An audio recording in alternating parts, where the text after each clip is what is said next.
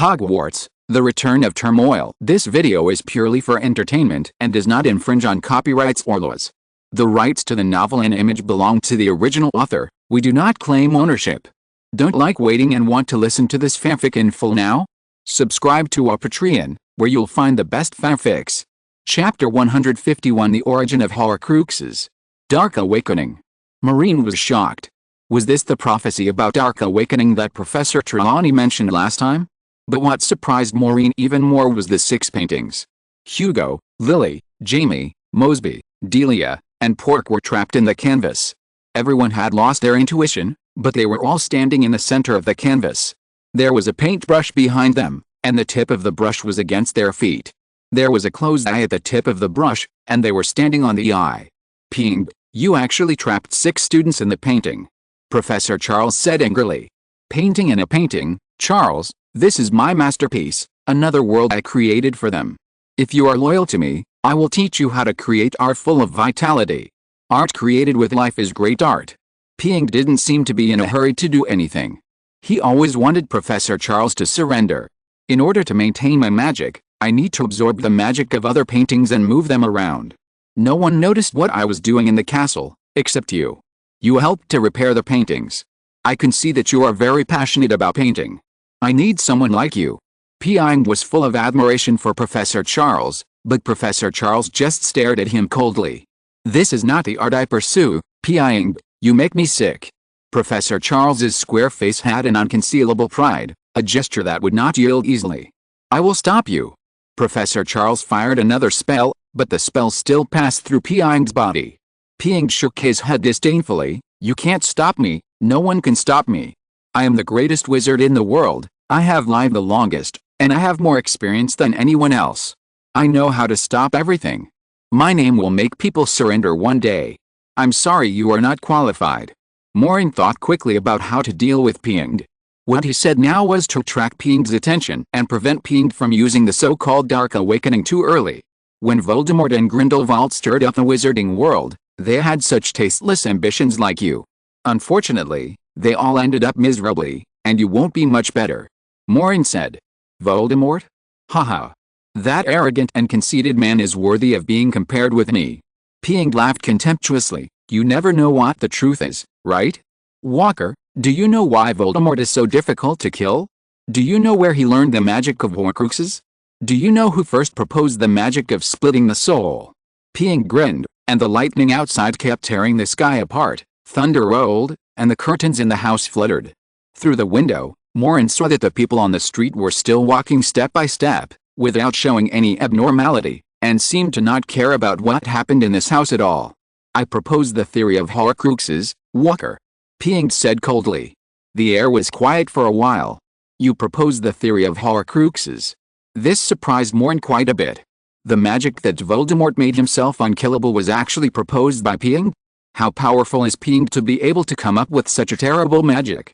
"I was born hundreds of years earlier than Voldemort, and he learned a lot of dark magic from me. But the method of immortality through Horcruxes is flawed, and it will tear oneself into pieces and cause great pain. I did not use it. I used a more effective method to live in all parts of the world. I am still alive, but he died in his own hands." Ping had mentioned Voldemort, seemingly disdainful. "Yes, it was not the famous Harry Potter who killed him, but Voldemort himself who killed his own soul. It cannot be denied that Voldemort is very resourceful and his talent is second to none, but he is too arrogant. He never knows how to learn lessons and disdains magic that kills himself. I am not as arrogant and ignorant as him. I will be cautious about any magic that threatens me, especially some ancient magic that cannot be touched. Voldemort did not kill Harry Potter, and was killed by himself. From beginning to end, he despised an ancient magic that existed in human nature. Harry Potter also relied on that magic to defeat Voldemort. But Maureen didn't expect that Ping was even scarier than Voldemort. He was an ancient wizard who invented the evil magic of immortality and made Voldemort. Voldemort had fallen, but Ping was still alive. "But you are still hiding in this place and attacking several first-year students. This is very much like the style of a great devil, Ping." Maureen's eyes kept scanning Hugo and the others. He was now in the painting, but Hugo and the others were trapped in a painting. This was too weird. He had to find a way to deal with the situation and rescue Hugo and the others. Style? You overestimate me. Paying aid sneered, I am a dark wizard, but I never underestimate any magic. To me, no matter whether it is an adult wizard or a minor, I treat them equally and will not look down on anyone. I am different from Voldemort. He is arrogant, but I know how to be a humble and cautious person. I did not attack you directly because I knew that there were some strange secrets in your body. I would not try it easily, but if it were him, he would definitely attack you directly because he thinks he is capable of dealing with any situation. Paying aid seemed to know Voldemort quite well. He had lived for hundreds of years in a weird way. No one would have thought that there was an immortal devil hidden in the painting usually hanging on the wall. Paying aid continued, he is too arrogant. Such a person has superb magic and extraordinary mind, but he is too arrogant. This is his weakness and he is doomed to fail. I know how to learn from my mistakes. For hundreds of years, I have been observing those dark wizards who wanted to subvert the world but failed. They all failed because of their arrogance. Even Maureen had to admit this. Paying aid could live safely for hundreds of years, which was inseparable from his cautious and low-key temperament, which Voldemort could not match. I thought that when Voldemort was in power, you would have the courage to go out and prove to him who is the most powerful demon king. But you didn't. Maureen said casually, you definitely don't dare to challenge him, right? Maureen was not interested in whether Paying aid should go out to prove something to Voldemort, but he felt that Paying aid had been trapped in the painting for hundreds of years. It was not easy to meet a few living people, so he should be more talkative. He wanted to say everything he couldn't say for hundreds of years at once. This was a good opportunity for Maureen to delay time.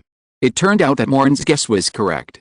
Paying was fully capable of attacking them from the beginning, but he seemed to have a lot to say and did not act immediately. The latest novel is first published on 69 Shuba. That's because I'm sleeping. Walker, I need to sleep from time to time to restore my magic power. Otherwise, when Hyle told me that the time converter was brought to Hogwarts more than 20 years ago, I would have taken action at that time, but I'm sleeping. Paying's magic also seemed to be flawed, but he didn't care. But it doesn't matter, Walker, it's not too late now. The time converter is here. I have made sufficient preparations over the past few hundred years. When I complete the magic of Dark Awakening, I will return to the world and let everyone know what the real Dark Lord is. Professor Charles has already winked at Maureen. He knows that Maureen intends to delay time. Now he must know what magic Paying cast on Hugo and others. If he can't break this magic, at least he can take these 6 paintings back. There will always be someone who knows how to break Paying's magic. Paying walked between the 6 paintings, stroking the borders of the paintings, admiring his masterpiece. You are an ancient person. Do you think you can rule the contemporary world with your old ideas? You are too naive. Maureen continued, you can't imagine the changes outside. Of course I can imagine it, Walker. Paying sneered, I am different from Voldemort. I can travel anywhere in the world. As long as there are my paintings, I can hear what people are talking about. I can tell you, Walker, I have countless paintings handed down. I just rely on the paintings hanging on the wall to inquire and collect information. I have learned much more than you can imagine. I am even more familiar with the lifestyle of Muggles than you are. Walker, compared with your pitiful Muggle knowledge, I can blend in with Muggles very well. You don't have to think about these for me. Maureen naturally didn't feel like really thinking about these for Paying. While Paying was walking from Hugo's paintings to Lily's paintings, Professor Charles had quietly moved a step to the stairs. Really? You can also blend in with Muggles? I thought you hated Muggles. Maureen continued to talk nonsense. Hate Muggles? I don't hate Muggles. Paying said, I am different from Voldemort, an idiot who is proud of his ridiculous pure wizard blood. I don't think Muggles are inferior to wizards, but Muggles are easier to deal with and easier to rule than wizards. I have always believed that wizards and Muggles should coexist honestly. This view does not conflict with my goal. They live in harmony, but they must submit to me. An ancient wizard who does not hate Muggles, is cautious, knows how to learn lessons, and has powerful magic. If he can be resurrected and reappear in the world, with the knowledge and strategies he has learned over the past few hundred years, it will be a disaster for the wizarding world. Maureen has already thought of what he will do next. He and Professor Charles exchanged a look, and Professor Charles seemed to understand what he meant. Take advantage of now. Maureen shouted, and at the same time he waved his wand, and a white light shot out. Chapter 152 A Song of Ice and Fire.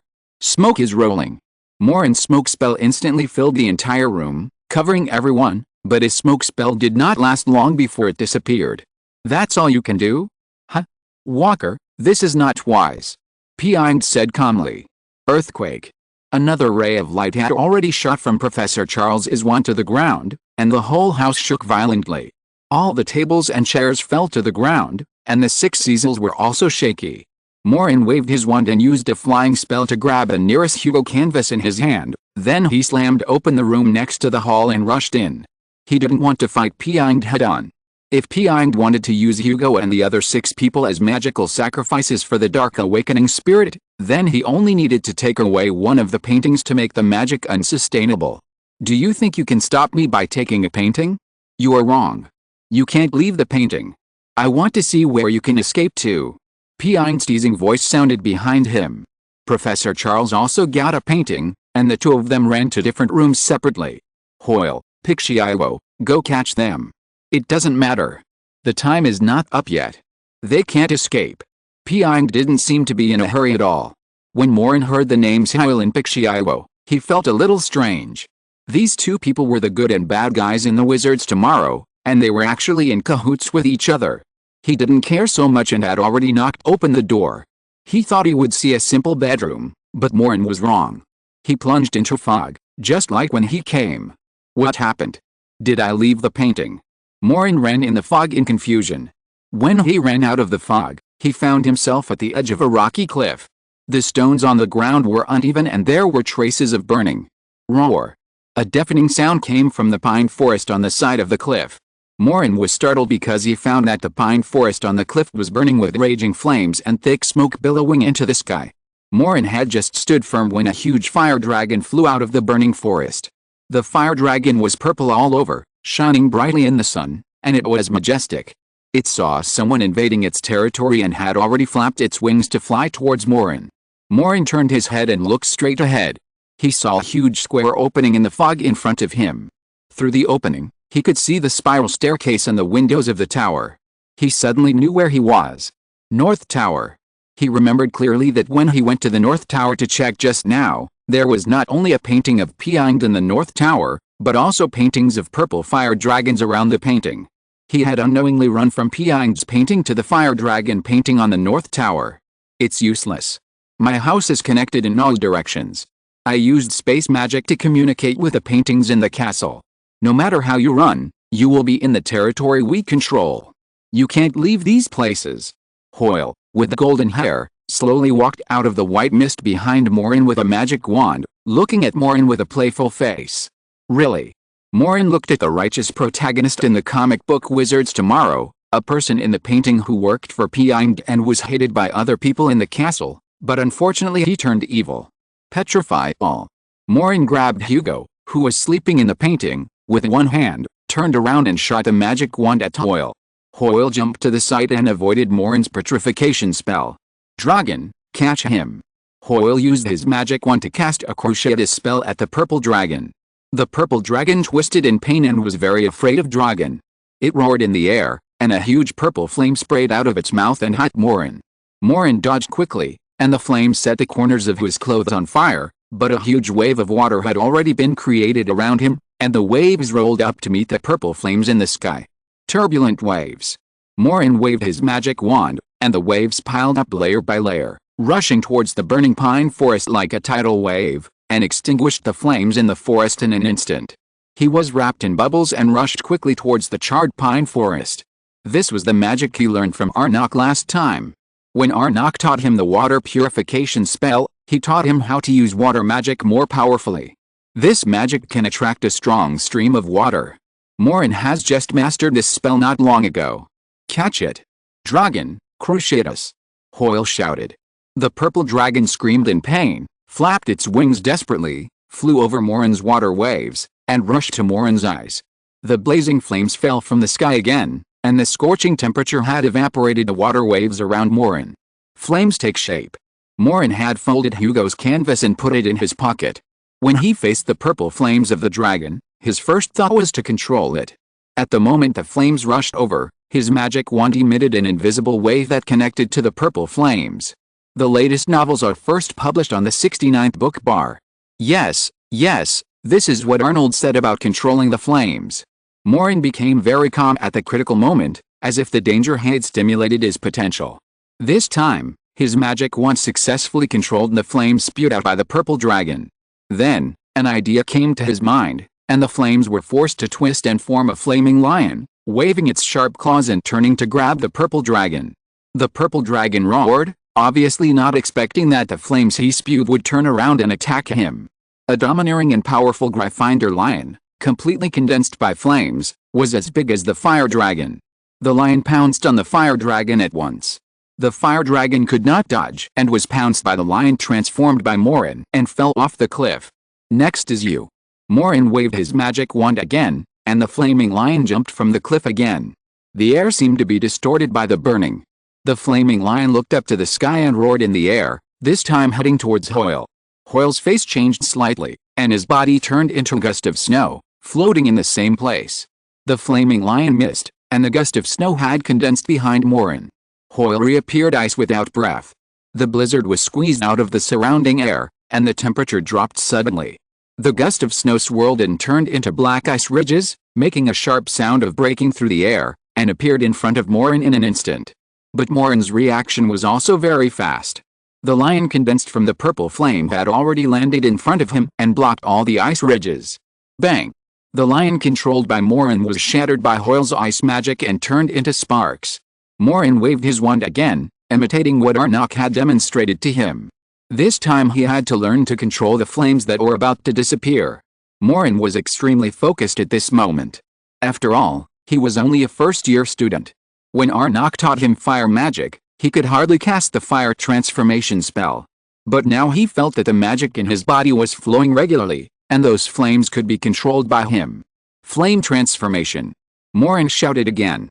Under his control, all the sparks gradually stretched and turned into flaming knives, which collided with Hoyle's ice spikes. Bang! Bang! Bang! The flames and ice collided violently in the air. The two extreme magics intertwined with each other, and collided with brilliant colorful lights. But Hoyle's black ice magic was still better after all. It soon wrapped and annihilated all the flames, and the wind and snow continued to cover Maureen. The whole cliff shook, and the wind and snow crashed from the scorched woods, like an overwhelming avalanche, knocking Maureen out and falling into the cliff. Chapter 153 A Song of Ice, Fire and Wood. Maureen felt a burning pain on his body. The power of the blizzard was too strong. Some huge snow blocks hitting him were not a joke. If possible, he really wanted to take out the parchment and ask Arnold how to control the transformation spell of ice and snow. He only learned the fire transformation spell, but he couldn't transform and control the ice and snow. Maureen fell down the cliff. There was a white fog at the bottom of the cliff. He now understood what the white fog was. It was a channel to communicate with other paintings. If nothing unexpected happened, he would fall into another painting. Sure enough, after rushing out of the fog, he fell into the blue sky. His body fell rapidly downwards, passing through the white clouds, and there was a green grassland below. It's over, I can't fly. Maureen couldn't stop falling down. He didn't know what would happen if he fell directly on the ground, but that taste would definitely be uncomfortable. If this was the real world for him, then it would be very likely that something would happen. Flames are raging. Maureen swung his wand at the prairie below, and soon a billowing flame gushed out of the wand. He waved his wand again, and the flames twisted and deformed, forming a huge hand that grabbed Maureen. But the giant hand of fire only wrapped Maureen's whole body, but could not stop Maureen's falling trend. He was still falling. An idea flashed through his mind, and he swung his wand. A clear spring is gushing. The flame spread from his body, and a stream of water gushed out from the wand. This stream of water gathered at his feet, tightly wrapped around his feet, forming a large group of bubbles, and sank straight into his knees. Frozen 3 feet. Crack! Crack! The bubbles wrapped around his feet instantly froze, freezing his feet firmly. Wingardium Leviosa. Swish! The huge ice block formed by the bubble was fixed in mid-air by the levitation spell. Maureen's body suddenly paused in the air, and he almost fell out because of the huge impact. Fortunately, his legs were frozen firmly from the knees, and he stabilized his body in time. Fortunately, I am the most blessed and lucky. Next time I must learn to apparition. Maureen carefully controlled the ice under his feet and fell towards the prairie. He didn't break the ice under his feet until he landed safely. He saw a huge square hole in the white fog in front of him, but he didn't know which painting he fell into this time. When he was thinking about which direction he should run, a roar suddenly sounded next to him. This familiar roar was from the purple fire dragon just now. Maureen remembered that the damn fire dragon also fell into the cliff, which means it is now in this painting. He turned his head and saw the purple dragon spitting fire on the prairie. However, a phoenix with bright red and golden feathers was constantly grabbing the purple dragon with its sharp claws. It was obvious that the purple dragon had fallen into the phoenix's territory and the phoenix was about to drive it out. "That's right. Beat it up," Maureen said with relief. As soon as he finished speaking, the purple dragon and the phoenix suddenly stopped and stared at the new uninvited guest with unfriendly eyes. A pair of human eyes, a pair of phoenix eyes, and a pair of dragon pupils, 6 eyes met together, and the air suddenly solidified in an instant. "You guys continue to fight, don't worry about me, I'm just passing by."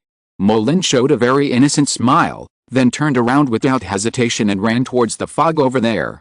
The phoenix and the fire dragon had already reacted. A crisp cry came from the phoenix's mouth.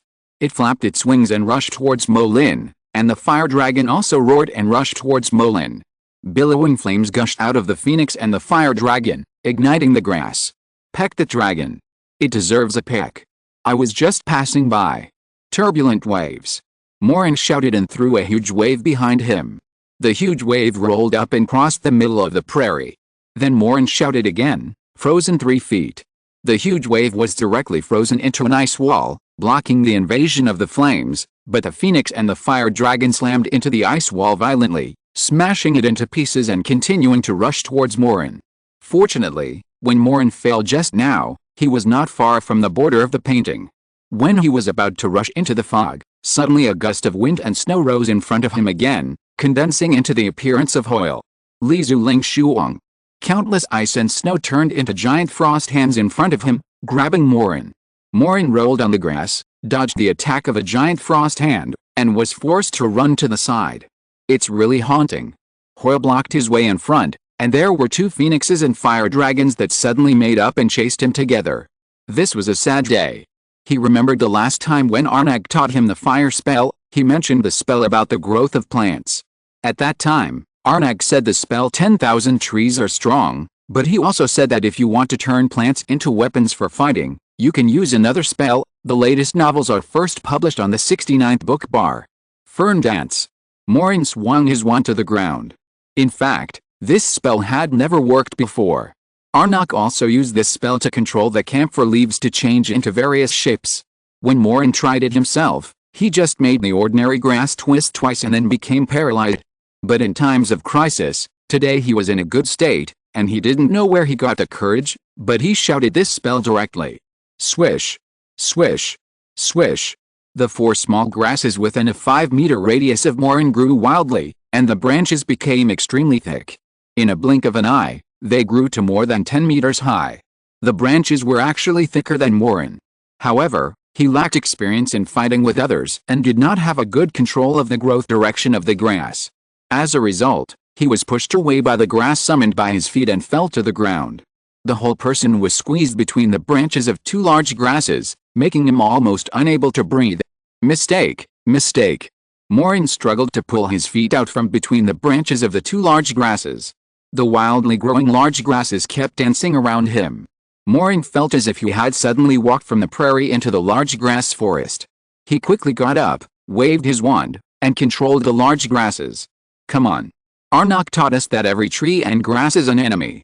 The dancing grasses collided violently with Hoyle's frost giant hand. The leaves of the grass were as big as a car. All the leaves fell off and flew in the air, cutting towards Hoyle's frost giant hand. Crash! The huge leaves had a strong killing power when they spun quickly. In addition, the strong and tough branches of the grasses themselves were not at all inferior to the frost giant hand when they collided. The big leaves even cut a hole in the palm of the frost giant hand. However, Hoyle used the huge wind and snow behind him again, smashing down from the air, covering and freezing all the big leaves. He waved his wand again, and all the big leaves had been frozen and cracked, exploded into a pile of fragments, and kept falling from the air. There are many obstacles. Maureen could only cast an obstacle spell above his head to block all the falling fragments. At this time, the Fire Phoenix and Fire Dragon behind him had also arrived, and spewed out blazing flames from their mouths at the same time. The flames whistled and brought with them a strong wind, rushing towards the big grasses, instantly igniting the big grasses summoned by Maureen. Chapter 154 A Song of Ice, Fire and the Ball. Maureen was just trying to block the debris falling from the sky, and before he could cast a fireproof spell on the grass, all the grass had been set on fire, smoke billowed, and the flames spread instantly.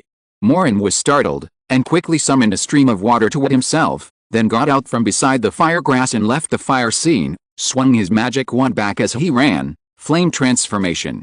The flames on the grass jumped wildly, swoosh, swoosh, swoosh.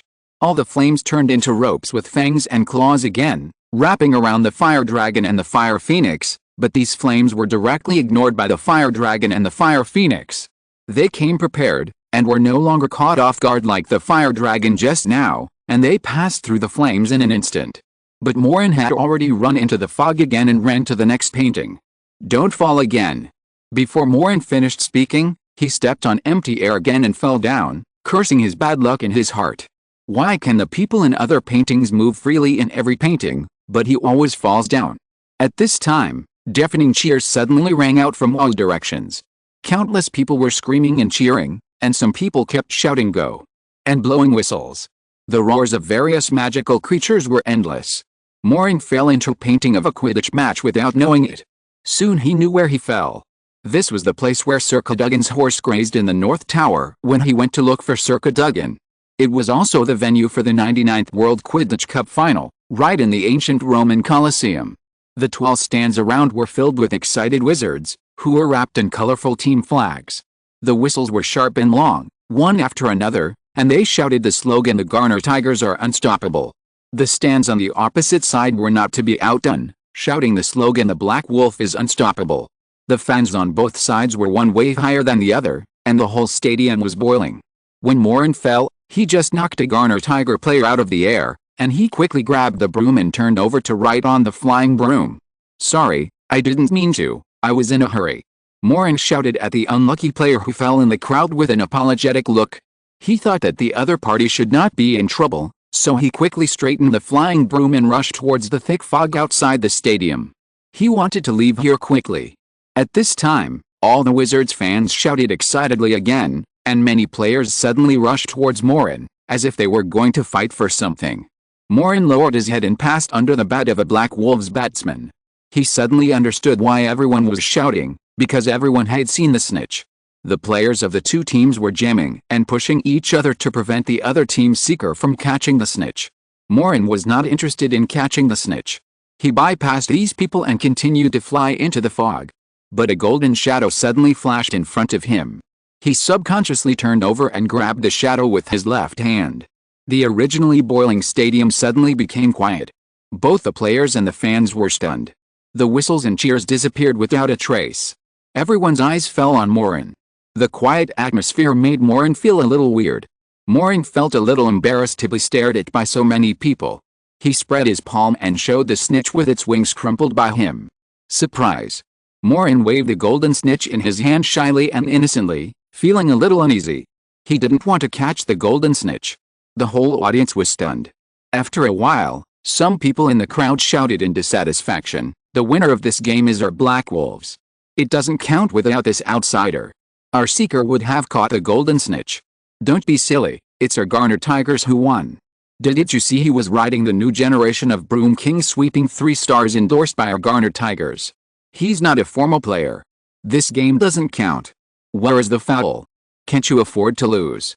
Why can't you afford to lose? In this 99th Quidditch World Cup, we won 94,526 championships, and you? Only 94,432 championships. Stop talking nonsense. This victory belongs to the Garner Tigers. You're dreaming. This victory belongs to the Black Wolves." The players of both teams suddenly started to fight each other in the air angrily, and the fans in the stands also shouted that their team should win the game. The scene began to become chaotic. The fans of both teams roared and began to pull out their wands and shoot at each other. Countless stunning spells and explosive spells sounded in the stands. The ancient Roman Colosseum boomed and a gap was blown open. Many people screamed loudly, and some fell from the high stands into the ruins. This should have nothing to do with me, right? When Maureen saw the ancient Roman Colosseum being blown up, he quickly threw away the golden snitch, ignoring the chaotic game here, and rushed into the fog. He felt a little strange in his heart. In the 99th Quidditch World Cup alone, the Tigers and the Black Wolves had played 180,000 games. Is their daily job to watch and play? The people in the painting live a very comfortable life. He took away the flying broom of the Garner Tigers. With this thing, it should be much easier to escape to other paintings. Maureen glanced back and found that Hyle had already rushed into the painting with the fire dragon and the phoenix. The latest novel is first published on the 69th book bar. Silent. Silence. You idiots, stop fighting among yourselves and catch that kid. Hoyle shouted angrily and cast a silence spell from the tip of his wand, but there were too many people in the Quidditch stadium. More than 100,000 fanatical fans were fighting. No one paid attention to Hoyle. His spell didn't work at all. The whole painting was still noisy. Crucia. You two, catch him. Hoyle cast the Cruciatus curse again at the dragon and the phoenix. The dragon and the phoenix screamed miserably and could only flap their wings again to rush towards Maureen. Where they flew over, flames burned fiercely, and countless fans shouted in panic. Despicable beasts, I told you two not to come here and wander around. At the highest point of the Colosseum, there seemed to be a serious old man wearing a red wizard robe. He raised his magic wand and fired golden spells at the fire dragon and fire phoenix. The golden spells turned into two ropes, tightly tying up the fire dragon and fire phoenix, blocking their way. Asshole. Gerudo, there with me, are you looking for death? Hoyle fired a spell at the old man in anger. The old man was frightened when he saw Hoyle, and quickly jumped off the stands and disappeared. Hoyle had also knocked out a batsman of the Black Wolves with his magic wand, snatched the opponent's broom, and rode the flying broom towards Maureen. Because Hoyle was delayed like this, Maureen had already rushed into the white fog. This time, Maureen suddenly heard countless roars and fierce spell battles in the fog ahead. Chapter 155, Battle of Hogwarts. Hearing the sound of this battle, Maureen thought he had not left the ancient Roman Quidditch field, but when he passed through the white fog, he found that the sky was already dotted with stars. When he stepped into the night, the air became very oppressive, and countless spells lit up the night sky intertwined in the night. Maureen had seen Hogwarts standing in the darkness from a distance, trembling slightly. For a moment, he thought he had left the painting and returned to his school. At this time, countless wizards on the hillside opposite Hogwarts turned into a group of black smoke, galloping in the air, and constantly rushed into Hogwarts. And countless students and adult wizards in Hogwarts were behind the city walls or corridors, constantly firing spells at the black smoke in the air. Once a puff of black smoke was hit, someone would immediately fall down screaming. Maureen suddenly understood what was here. The Battle of Hogwarts more than 20 years ago. He came to the memorial painting of the Battle of Hogwarts. Maureen had seen many masterpieces of that earth-shaking battle. The one here was the most representative one of the school castle. He had seen it in the North Tower just now. Roar! A giant more than 10 meters tall rushed to the front with a terrifying mace. The ground was already full of corpses. There were also many giant spiders several meters wide, which pounced on the students with their fangs and claws. Many students screamed and died in the mouths of spiders. Many people and horses galloped past the forbidden forest, sending out a rain of arrows and shooting at the Death Eaters. The centaur's archery skills were fast and accurate. Maureen lowered his head to avoid an arrow that passed through his ear. The arrow actually sank directly into a group of black smoke that the Death Eaters turned into. Then there was a painful howl in the black smoke, and blood splashed. A Death Eater screamed, his eye socket was pierced by an arrow, and he fell into the pile of giants below, and was accidentally crushed by a giant. There were many house elves around the centaurs, holding frying pans, knives and forks, screaming non-stop. These house elves were very agile, and they apparated directly to the necks of the Death Eaters, rode on the Death Eaters, and stabbed them with knives and forks. Fight! Fight! Fight for my master, the defender of the house elves. In the name of the brave Regulus, resist the Dark Lord. Fight! An elderly house elf with a locket hanging on his chest, his bullfrog-like voice was particularly clear in the noise, jumped onto the neck of a Death Eater, and bit the Death Eater's ear. Another Death Eater roared and raised his wand to the house elf, as if he wanted to kill the house elf who was shouting the loudest. However, Maureen was quick-witted and waved his wand, shouting, "Petrification!" The white light hit the Death Eater who was about to attack the house elf, and he lay stiffly. Maureen rode on his broom and swept past, kicking the Death Eater's wand off. However, another Death Eater had already seen Maureen. They regarded Maureen as a member of the Battle of Hogwarts, and the green spell swooshed towards Maureen. Maureen was startled. This was the Avada Kedavra curse.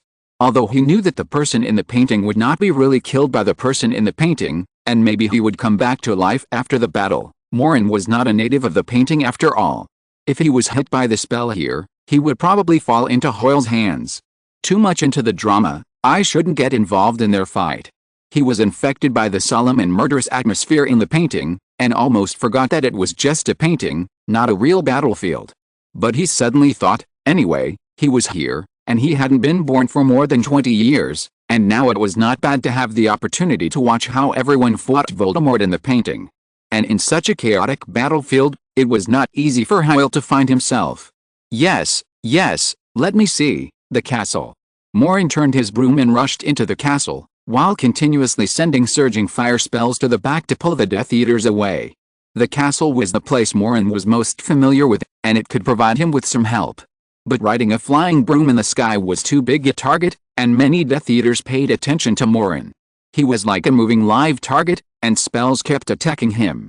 Maureen hurriedly flew down, circling between the giant's thighs, letting the thick-skinned giant block the Death Eater's spells for him.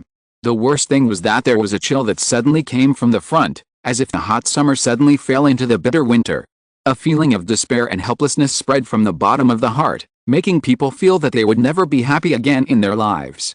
As soon as Maureen looked up, he saw a Dementor in a tattered robe rushing towards him. The arm of the Dementor was like a rotten scab, which froze Maureen's internal organs together. He entered the world in the painting. Everything in the painting was real to him, and the Dementor was also real to him. Maureen raised his wand tremblingly. He knew how to deal with the Dementor, but he had never used the Patronus charm. At this moment, a warm white light suddenly bloomed from the hall of the castle, like a beam of dawn from the abyss, dispelling the darkness and coldness. The light turned into a running goat, and its sharp horns knocked the Dementor away, making Maureen feel like jumping from the ice and snow into hot water, and the despair disappeared. Maureen saw Dumbledore's brother Aberforth standing on the stairs of the hall with a serious face. Under his feet was a stone guard with only half of his body left. These stone guards were sculptures from the Hogwarts castle, and they also guarded Hogwarts in this battle. He had seen Aberforth in the book The Life of Dumbledore, but he didn't expect to see Aberforth in this painting. "Where are you from? What are you doing here? Quick! Go back to the castle!" Aberforth shouted at Maureen loudly, and he waved his wand. The Patronus goat rushed back to the Dementors who wanted to sneak into the castle. At the same time, he had apparated and disappeared from the spot. When he reappeared, he was behind a Death Eater with a hideous skull mask, and kicked him down with one foot, and the red stunning curse hit the Death Eater's chest. He is still strong despite his age. The latest novel is first published on the 69th Book Forum. Maureen muttered as he passed over the head of the giant who had just been knocked down like a collapsed mountain. There were many students in the castle participating in the battle. Although Maureen was an outsider, he was mixed in here because he looked like a student. In addition, the scene was too chaotic at this time. Some wizards in this painting didn't care whether Maureen was the original inhabitant of this painting. He passed the destroyed gate of Hogwarts. The tall Hagrid grabbed a Death Eater and threw him over, landing on the stone pillar in front of Maureen. Maureen vaguely heard the bones of the Death Eater break with a crack. It must be uncomfortable. Maureen also saw many bodies of Death Eaters and students lying on the ground in the rubble, pressed by the sand door panels, and the bright red blood on the ground had not yet coagulated. The scene was very tragic.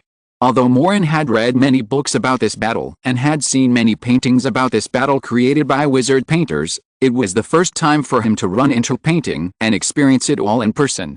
Looking at the battle scene restored by the wizard painter in front of him, so many incomplete student bodies were lying in front of him, buried in the rubble, blood and soil mixed together, life and the castle were broken together, mixed together, tragic and tragic. The victory of this battle came at a great price. The students lying on the ground were from the three colleges of Gryffindor, Ravenclaw and Hufflepuff. Many students from these three colleges chose to stay and fight, but lost their lives in this battle. The bloody history is hard to forget, and some things are indeed hard to forgive.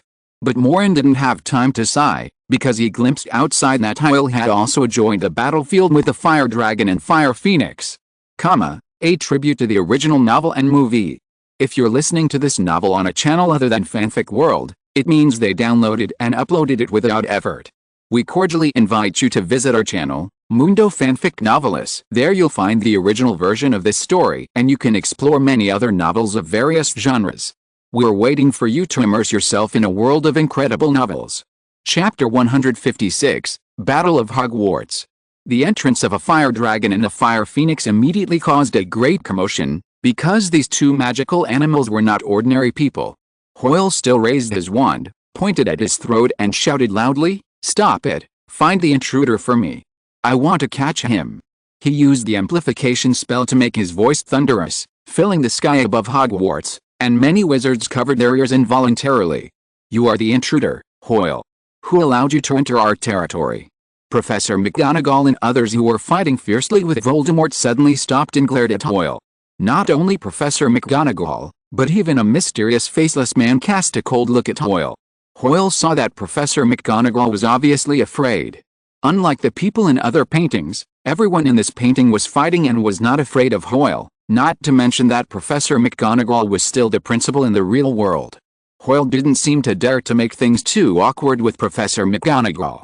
"I'm looking for someone, McGonagall." Hoyle tried to calm his tone. "Then don't disturb our fight." Professor McGonagall, Slughorn and Kingsley surrounded Voldemort again. "Never mind him. By the way, where did we send the spell?" Headmaster McGonagall asked. "I'm going to use the exploding spell to knock you away. After Bellatrix is killed, I'm going to go berserk." Voldemort actually explained to the three people who besieged him in a negotiating tone. "Then what spell should I use to resist?" Professor Slughorn poked his forehead with his wand, looking a little headache. "Honestly, Horace, your memory is too bad. The real Horace is not as forgetful as you." Professor McGonagall said seriously, "You should use the Stone Transfiguration spell to trap Voldemort next. Kingsley and I will use the fire spell to surround him, and then we will let the water fly out and let Harry take over. This is the plot, and you forgot it again." Maureen was almost shocked when he heard the conversation between Voldemort and Professor McGonagall behind the goalpost. The style of the battle scene, which was originally quite serious, suddenly became a little wrong. Then, it suddenly occurred to Maureen that this battle was originally in the painting, and who would be killed by whom was arranged. "I'm afraid that the people in these paintings are repeating the same battle every day, which is also difficult for them." Maureen had already run into the castle. He saw the ferocious and macy-haired Bellatrix fighting three senior girls alone, forcing the three to retreat step by step, and at this time, Mrs. Weasley had already rushed towards Bellatrix. Maureen hid in the rubble on the side. He knew that the castle might be a safe place. If it were usual, he might find a place where no one was hiding here, but now he must find an exit, leave the world of the painting, and find a way to stop Paingid.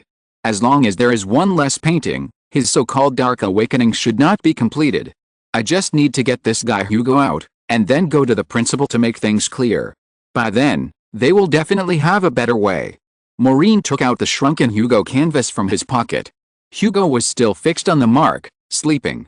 He tried poking Hugo with his hand, and Hugo tilted his head and smacked his lips, still sleeping soundly. Maureen carefully pointed his wand at Hugo's face. "Freeze 3 feet." He had controlled the power of the freezing spell to the minimum.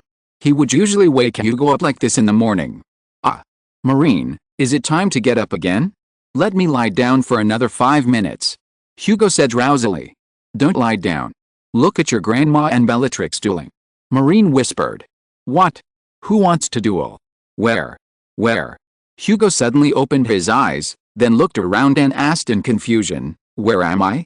What is such an ugly mark for? Look over there." Before Maureen could explain, she had already turned the canvas to the place where Mrs. Weasley and Bellatrix were fighting. Bellatrix was laughing at Mrs. Weasley, and Mrs. Weasley seemed to be very angry about the death of her son. A red light suddenly shot out from her wand and hit Bellatrix's chest. Bellatrix's face froze and she slowly fell to the ground. Then McGonagall, Slughorn and Kingsley were all knocked away. Voldemort paused slightly, roared, and was ready to go crazy. "Cool. Am I dreaming? Great, I'll try it too." Hugo drew out his wand and was about to rush forward, but his head hit the edge of the canvas. "Ah! Who locked me up? Hugo shouted. I'll explain it to you later. We need to get out of here right now. Maureen glanced back and saw Hoyle had already rushed into the hall, looking for him everywhere. Maureen quietly went to the back of the castle, turned up the stairs, and rushed out of the broken window on his broomstick. Maureen rode his broomstick and flew to the castle library from the first-floor window. The books in the library had fallen to the ground in a mess. Maureen simply told Hugo what had happened. You mean I'm trapped in a painting? Is that possible? Hugo asked in surprise. The latest novels are first published on 6th Book Bar on September 9th. I'll prove it to you. Maureen rolled Hugo up and threw him twice. Hugo was shaken around in the painting and his head hit the edge of the canvas again, causing him to cry out in pain. Okay. I believe you, don't push so hard. Hugo touched his head and muttered, so what should we do now? Should we go to the Battle of Hogwarts, or fight with Payangard? We can't beat anyone. The most important thing now is to find a way to get you out, or find Professor Charles. No one knows where he has gone now. He knows how to get in, and he should know how to get out. Maureen said. He and Professor Charles had just run separately. If every room in Hoyle's house led to a different painting, then Maureen didn't know which painting in the castle Professor Charles had gone to. We actually misunderstood Professor Charles. This is at least a good thing for us, isn't it? We don't have to be nervous when we take Muggle studies classes in the future. Hugo was very open-minded. Oh my god. Hugo, don't you think that after we are caught by peeing, we still have a chance to get excellent in the Muggle studies class exam?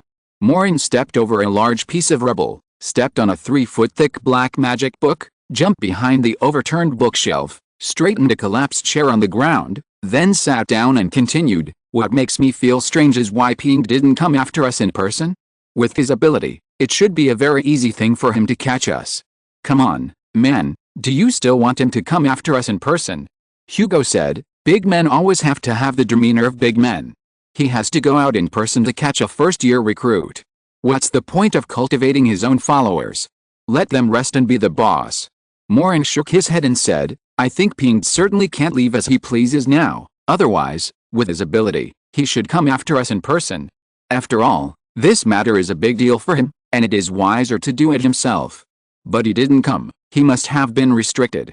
If we could know what Peeng's limitations are, we would have a chance to defeat him. Chapter 157. Follow the script. You are right.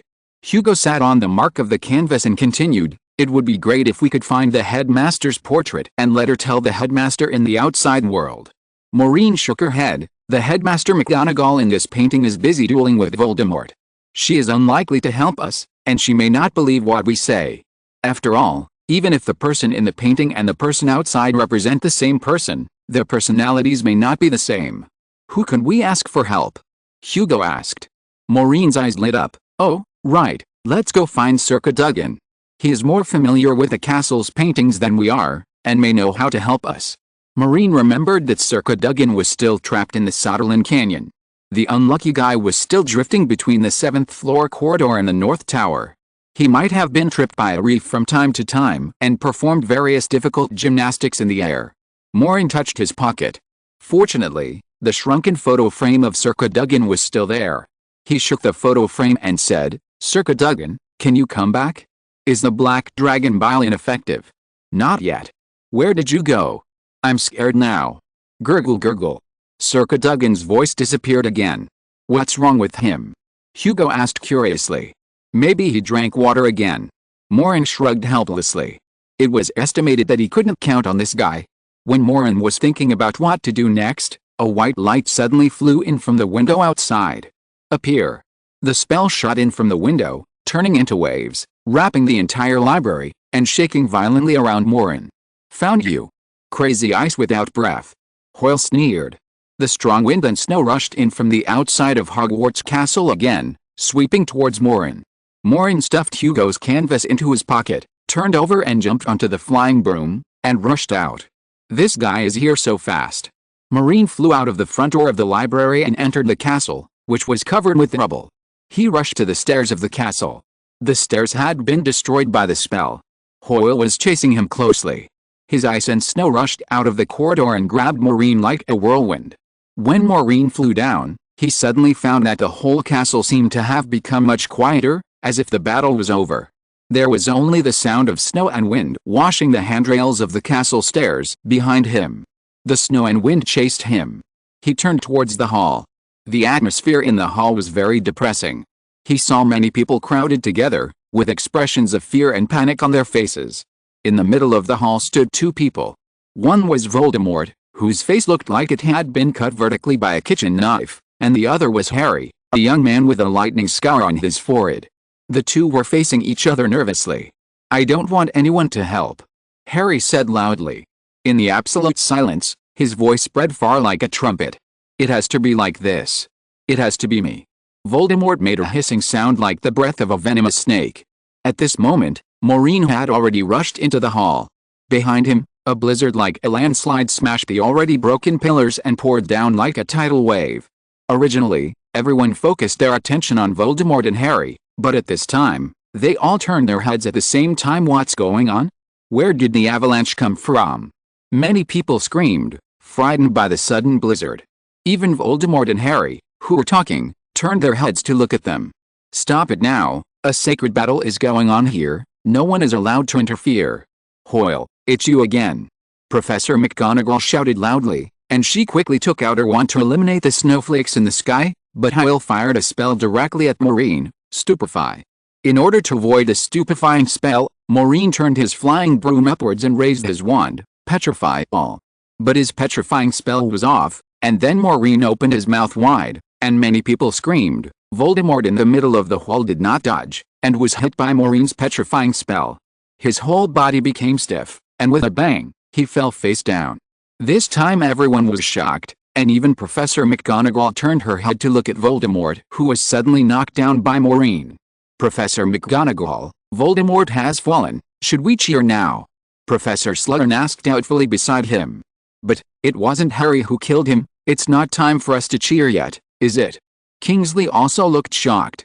"No, we can't cheer, Voldemort can't be defeated by him, he should be defeated by Harry. Hurry up, Madame Pomfrey, go and wake up Voldemort, let Harry kill him, we can't tamper with the script." Principal McGonagall shouted loudly. Everyone in the castle was in chaos. Many people ran to Voldemort. Harry squatted down to wake him up, shouting, "Wake up, it's not your turn to fall yet, you have to follow the setting."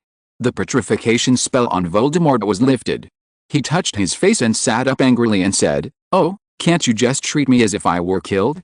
You have to wake me up and beat me again. It's very tiring. Let's cheer quickly. I'll continue to lie down and pretend to be dead."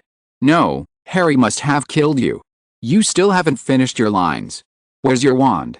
Where's your old wand? Where did it go? Has anyone seen it? The latest novel is first published on Luigi 9 Shuba. Here. The white elder wand was stuffed back into Voldemort's hand. Voldemort was pulled up with a depressed look on his face. He looked very resentful, and his snake eyes were squeezed into a long slit. Maureen almost laughed out loud. This scene was too weird. Although this Voldemort seemed to be quite ferocious, he was not the real Voldemort after all. Facing Maureen's sudden petrification spell, he was completely defenseless. According to the script of this painting, Voldemort would probably be killed several times a day, and even the person in the painting would get tired of it. The auditorium was in chaos, but Hoyle did not stop chasing Maureen. Maureen quickly rushed out of the auditorium window again. "Let me think about it. I remember that Sir Cadogan's Sutherland Grand Canyon is on the platform below the spiral staircase, so I should go in this direction." He thought of a way. Because Sir Cadogan's Grand Canyon was painted with black gentian, once you enter the painting, you can't leave. Then Maureen can lead Hoyle into the painting and trap him. Maureen saw the spiral staircase from the square gap in the sky, identified the direction in the air, and then turned to the fog on the left.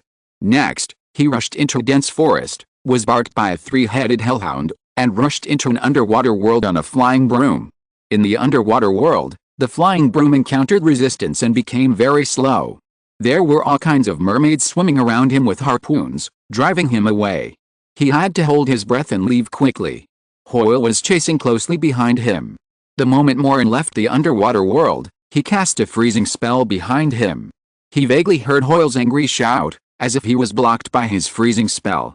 Maureen flew over a deserted Sahara desert and was almost scorched by the high temperature of the desert. Finally, He saw the Sutherland Grand Canyon across the desert sky through the square hole. Next to it was a fruit painting.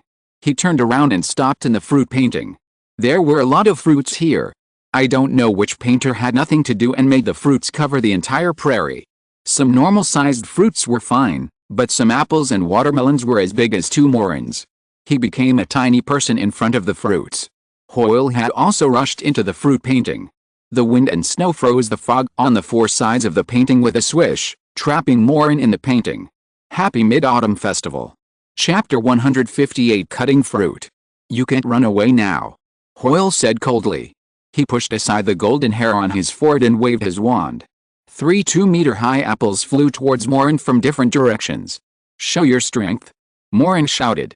A golden light shone from the tip of his wand. The light extended 1 meter long, as if he was holding a sword. This spell was what he saw his grandfather Alton use before. At that time, Alton used this spell to cut watermelons. 3 huge apples flew from different directions. Maureen rode on his flying broom to avoid the impact of one of them. He waved his wand and chopped down the big green apple in front of him. The golden light in front of the wand immediately cut the apple in half and fell down. Great, I've always wanted to try this spell. Maureen quickly dodged and cast his wand. Another apple was cut in half. Then 2 1-meter-long bananas flew through the air. Maureen turned around and cut the bananas in half.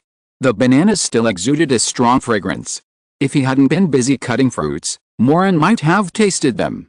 Hoyle waved his magic wand angrily, and the fruits on the prairie on the ground rushed over in groups. Whether it was a 2-meter-wide black and green watermelon, a hairy kiwi as big as a basin, or a palm-sized purple grape, Maureen cut as many as he could. Keep going, I can play for a while. Maureen held the magic wand as if he was holding a long sword, cutting horizontally and vertically, turning over and chopping backwards, and various postures emerged one after another. When the magic wand was used, the fruits rustled, the fragrance of the fruit wafted, and the incomplete fruits fell to the ground, and the whole ground looked like a plate of fruit salad. Hugo, I think you must be annoyed about why you are trapped in the painting. Maureen felt that he had turned into a fruit terminator in an instant. When he cut the fruits, he felt an indescribable sense of satisfaction rising from the bottom of his heart. This kind of interesting experience is rare. If it weren't for the wrong time, he might have played in this painting for a whole day. Are you cutting fruits? What fruits? Hugo didn't see all this in Maureen's pocket, and asked anxiously. All the fruits you can think of are here, and maybe the juice here is drinkable. Maureen laughed casually. Hoyle was furious. The fire dragon and phoenix he tamed with the cruciatus curse did not follow him because they did not dare to enter the underwater water world and were blocked outside the painting. Originally, he thought that he alone would be more than enough to deal with the freshman, but Maureen had a flying broom and could always avoid his magic at the right time. Hoyle's flying skills were obviously not as good as Maureen's, so it was not so easy to catch Maureen. I told you to cut it. Hoyle sneered. All the fruits were suddenly covered with a layer of black light. Maureen felt something was wrong. When his wand cut a red pear again, the red pear, which was as big as Maureen's, suddenly exploded. A huge air wave mixed with broken flesh flew everywhere. Why are you still using fruit bombs? How despicable. Maureen was startled and was directly overturned by the huge wave generated by the explosion. He almost got off the flying broom. He stabilized his body in the air in time. A raging fire sprayed out from in front of him, roasting all the broken flesh. After the red pears were burned, they actually gave off a butter-tart smell, which was particularly magical. Maybe I have discovered a new way to eat red pears. Maureen thought to himself. He kept backing away. This time, he didn't dare to cut a fruit again. He could only fire an explosion spell at the ice wall behind him, but he failed to blow up the frozen mist. His explosion spell couldn't break the ice wall. Fortunately, he was a talented Quidditch player who could dodge the various brutal fruit impacts in time. He looked at the fruits that exploded when touched, and then looked at the frozen fog there, and soon thought of a way. Your fruit bomb is not very good, Hoyle. Maureen ducked his head to avoid a bunch of cherries and shouted at Hoyle. Arrogant. Hoyle waved his wand, and this time not only a lot of fruits were thrown at him, but also a raging blizzard swept over from the ground and surrounded Maureen. When a pile of watermelons flew to the edge of the photo frame, Maureen dodged, and all the watermelons and apples hit the frozen fog. Maureen waved his wand and shouted, "Thunder explosion!" Boom. Maureen's spell couldn't blow up the ice wall created by Hoyle, but it was enough to blow up the fruits. When the fruits cracked, there was a huge explosion and violent air waves rushed out. Maureen's explosion spell plus Hoyle's own fruit bombs broke a hole in the frozen ice wall. Haha, thank you, Hoyle. Maureen turned a corner in the air and disappeared into the fog of the hole. Damn it. Hoyle was so angry when he saw that he was fooled by a first-year student. He didn't think much and released his freezing spell and rushed into the fog with Maureen.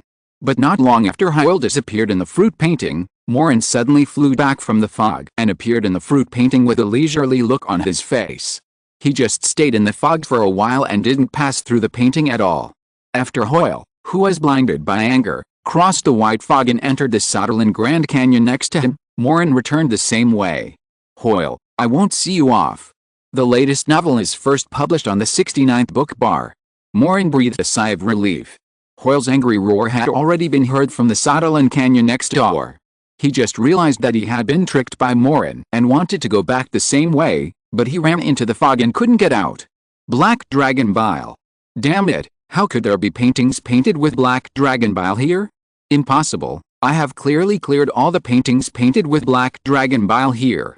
Hoyle screamed and frantically cast all kinds of fierce spells on the edge of the picture frame, trying to break this layer of barrier and go back to catch Maureen, but this magic was painted on the outside of the painting, and the people in the painting were useless. Maureen sat on a watermelon as big as a house, holding a purple grape as big as an apple that had not been cast a spell by Hoyle. He took a bite, chewed it twice, and found it quite delicious. It seems that becoming a person in the painting is not such a bad thing. Although Maureen knew that he was most likely biting paint when he took such a bite, the texture and taste were completely the same as real grapes. He had been running for so long and was indeed a little hungry. Anyway, these fruits were real to him, so eating 1 or 2 bites was not a big deal. I want to eat them too. I have never seen grapes this big. Hugo looked at Maureen enviously. Don't think about it. After dealing with Hoyle, we have to think about how to deal with Pienged. Maureen said. Hoyle was secondary, and how to stop Pienged was the most important thing.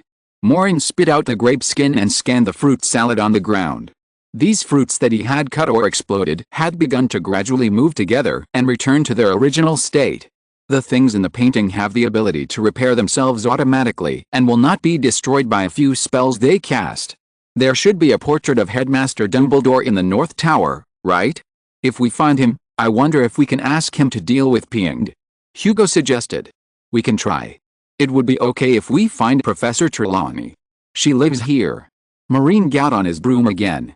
He thought that Professor Charles should not have missed the painting in the North Tower, but Pienged played a trick to deceive Professor Charles. However, the painting of the Sutherland Canyon that trapped Circulate and Hoyle probably slipped through the net, and there was still some black gall. He now hoped to see a living person or find some other people's portraits in the North Tower and spread the news here. Chapter 159 Desperate Situation. Maureen walked around the North Tower, passing through those paintings, but soon he reached the end. There were not many paintings on the North Tower side, and he soon finished walking around. He ran to the top of the tower again, and stopped in a painting full of crystal balls. Through the square hole in the sky, he saw a trapdoor on the roof, but because it was already night, the trapdoor was also closed. No more, this is the last painting. There are too few people in the paintings of the North Tower, and the paintings with people have been moved away. Maureen picked up the crystal ball on the table and said a little depressed. The crystal ball was filled with smoke, and it was originally formed into the shape of a flying bird, but when Maureen picked it up, the smoke in the crystal ball dissipated and became crystal clear. He ran around but couldn't get out of the North Tower. At this time, he didn't know where Professor Charles was chased by Pixie-Io, but Maureen thought there was no need to worry about Professor Charles, because Professor Charles' magic was much higher than Maureen's. Can we really not get out? Hugo asked. Maureen shook his head. The only exit should be in the painting of Pienged. Wouldn't it be a trap if we go back? Hugo asked worriedly. Pienged has already expected that we can't leave the painting. He also made some weird space magic. Some of the paintings on the 7th floor are the same as those on the North Tower. I guess he copied them to cover up. No one would come here at night. Maureen returned to the opposite side of Pienged's painting. There was a big turtle in the painting. The turtle was more than 100 meters long and floated in the sea. On its back was a red house, like an isolated island in the ocean, which was particularly conspicuous. Maureen sat on the steps of the house and looked at Piang's painting. The painting looked normal from here. The muggles on the street were motionless, and wizards were walking around. The sky had cleared up, and it was no longer as depressing as it looked just now. Now, when he looked at Piang's paintings again, it had a different meaning. When he thought that Piang was actually using the lives of muggles to paint, trapping those poor muggles in the paintings forever, Maureen felt uncomfortable. I don't know how long the black dragon bile can last. How can I deal with Piang? Maureen was at a loss. Although his magic was stronger than other first-year students, it was far from enough to deal with Piang, not to mention that in the world of paintings, Piang's ability was much stronger than his. Walker, why are you doing useless work? You can't escape from this place. What's the point of struggling?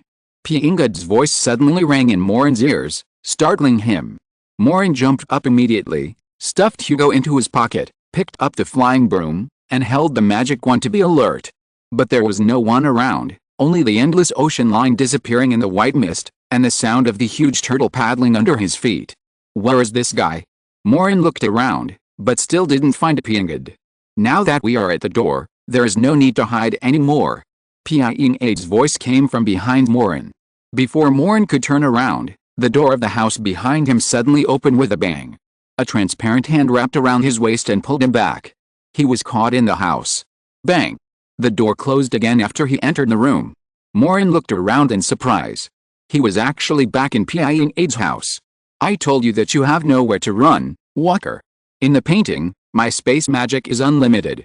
It's useless for you to run anywhere in this place. Piang waved his wand, and Maureen's hands and feet were firmly clamped by an invisible hand. Even the wand was taken away by Piang. Damn it! Maureen cursed involuntarily. He struggled hard to get rid of these invisible hands, but Piang's magic made it impossible for him to break free. The things holding his hands were like iron hoops and could not be shaken. You have great potential. You actually got rid of Hoyle. It seems that I made the right choice in you. Piang walked over slowly and took out a folded Hugo from Maureen's pocket. Hugo was also shocked when he saw the guy in front of him. Maureen, this guy. It's Piang. Maureen said with gritted teeth. Ah. Hugo took a few steps back, but there was not much space in his canvas for him to move. Don't be nervous, Weasley. When the Dark Awakening magic takes effect, your life will flow through me, I will have your memory, and you and I are the same person. Piang's thin lips slightly raised an arc, like the poisonous hook of a scorpion, which was chilling. Who is the same person as you? Are you sick? Hugo said, holding the wand. Piang didn't care about Hugo's abuse. He turned his cold and proud eyes back to Maureen and said, the Dark Awakening magic was originally to use 7 people, and the 7th person I chose was originally this kid! Exclamation mark. Ling. Ling. Slow footsteps sounded at the staircase on the 2nd floor, and then a person slowly walked down the stairs and appeared in Maureen's field of vision. Maureen and Hugo were both stunned. Sweet. Sweet walked aside with an expressionless face, his eyes were indifferent and slightly confused, and he didn't say a word. It seemed the same as usual, but it seemed that something was missing. Sweet, are you okay? Maureen shouted. The latest novels are first published on 69 Shuba. Sweet didn't look at Maureen, and he seemed to not hear what Maureen was saying at all. No need to shout, he can't hear you. This kid's identity is very special. I originally planned to choose him as the sacrifice of glory, but Walker, until I found you, your ability is what I want, yes, more suitable than his. Piang walked over and patted Sweet's shoulder. Sweet walked aside and stopped moving. Damn guy. Maureen took a look at the remaining canvases in the room. Lily was missing. It was obvious that Lily was taken away by Professor Charles. He kept thinking about ways to escape in his mind, but now he didn't have the dragon flame and to freeze, nor the magic wand, and he couldn't break free from the things that bound his hands and feet. He was in a desperate situation. What secrets do you want to tell me, Walker? Piang's voice became very light. He walked over and lifted Maureen's chin with his magic wand. You can't do that to us. Maureen calmed down and continued, especially Lily, she is the daughter of Harry Potter. Harry Potter will not let you go. Harry Potter. Piang laughed. He was born to deal with Voldemort, not me, Walker. I'm not afraid of him, I'm much more powerful than Voldemort, you'd better remember that. Really? I can't see it. Hugo said from the side. Of course, you stupid first-year student. Paying Aid raised his wand and pointed it at Maureen. "Since you don't want to tell me your secrets, then I have to do it myself. Walker, you can't keep secrets in front of me." Legilimency. A beam of white light shot out from Paying Aid's wand and sank into Maureen's eyes. Maureen watched Paying Aid turn into a shadow and rush into his mind. But at this moment, Maureen's eyes suddenly lit up. 3 chapters today, 2000 recommendation votes. Chapter 160, Legilimency. Paying Aid used Legilimency on Maureen, but when Paying Aid rushed into Maureen's memory, Maureen's eyes suddenly emitted a strange light. He felt as if he saw through Paying Aid in front of him. It was just an easy thought. He caught the invading Paying Aid directly in his mind. "How is it possible? How could you?" Paying Aid seemed to remember something and shouted in shock and anger. But Maureen himself didn't know what happened. It seemed that he was out of control. Then he was pushed into Paying Aid's eyes by an inexplicable force. This time he invaded Paying Aid's memory in his mind. Countless strange memory fragments flashed in front of Maureen, and Maureen found himself in a spacious and bright place. Not here. This is the crystal ball used to predict the birth information of wizards, and the shelf over there is for predicting magical events," Paying Aid said to a wizard walking in front. Maureen recognized this man, who caused chaos in Weasley's trickster in Diagon Alley and kidnapped him. Puri was walking past rows of tall shelves, each of which was filled with crystal balls, with a name on the label below. There were thousands of crystal balls, and from time to time, a person would appear in the crystal balls, either a smiling adult, a crying baby in a cradle, a white-haired old man, or a young and energetic child. There were all kinds of people. Paying Aid's painting was floating behind Puri, showing him the way. Puri looked very confused and reached out to take the crystal ball next to him, but the crystal ball did not move. "You can't take it down, Hoyle. The crystal ball here can't be taken down," Puri said. "Of course you can't take it down, Puri. Only the person predicted by the crystal ball can get it." Paying Aid spoke in a very patient voice. In order to gain Puri's trust, he spoke in a tone that would not be offensive to others, and he also used Hoyle's identity. Puri's hand touched the crystal balls one by one, and suddenly a crystal ball shook and fell from the shelf. He quickly cast a levitation spell to catch the crystal ball. "Oh, how can I take this crystal ball down? Is this crystal ball predicting me?" Puri turned the crystal ball, but there was only a cloud of smoke in the crystal ball, and he couldn't see anything clearly. He looked at the base where the crystal ball was placed again. "This belongs to someone named Maureen Walker." "Huh? This crystal ball is not mine. Why can I take it down?" "Huh?" Paying Aid floated over and his eyes fell on Maureen Walker. "You can take it down? That's really weird." Paying Aid stared at the cloud of smoke in the crystal ball. Unlike other crystal balls, this crystal ball was filled with smoke, but it did not form the appearance of a certain person. It was more like a decoration. "This crystal ball is brand new and has not made a prophecy yet. This Maureen Walker, didn't the Ministry of Magic record his birth?" Paying Aid didn't say anything else, but Maureen knew what Paying Aid was thinking. His name was known to Paying Aid for the first time. Memories flowed again, and Maureen saw Puri and his friends break into a strange room. The room was sunken, with circles of stone steps leading down step by step. In the middle was a raised stone platform with a tattered stone door on it. The door was not supported by a wall, and a black curtain was hung on it, gently fluttering. "I heard someone talking inside. Is there anyone behind?" Puri walked towards the stone door in surprise. "No one is here, Puri, don't go over there." Paying Aid floated in front of Puri in time and woke him up. Then he turned his head and looked at the stone archway. Maureen could see Paying Aid's memory, and he could even clearly feel Paying Aid's excitement. "Yes, it's this door, the other side of the veil. Yes, I will need it in the future. It is said that this door really exists and is still in this place. I have been looking for it for so long. I didn't expect." Paying Aid said this in his heart. He didn't tell Puri what he was thinking, but when he saw the stone door, his heart was already surging. "We should go somewhere else, Puri. Aurors may find us at any time." Paying Aid looked at the stone door reluctantly, as if he was parting with an old friend.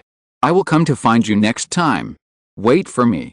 You should not be hidden in this dark place. They are afraid of your existence. That's because their vision is too narrow. Your true glory should shine on the world, not be buried."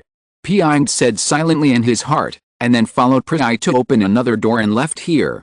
They entered a round room with many doors on the wall of this round room. Paying Aid asked Puri to open one of them, And then they entered a room full of debris and saw a closet.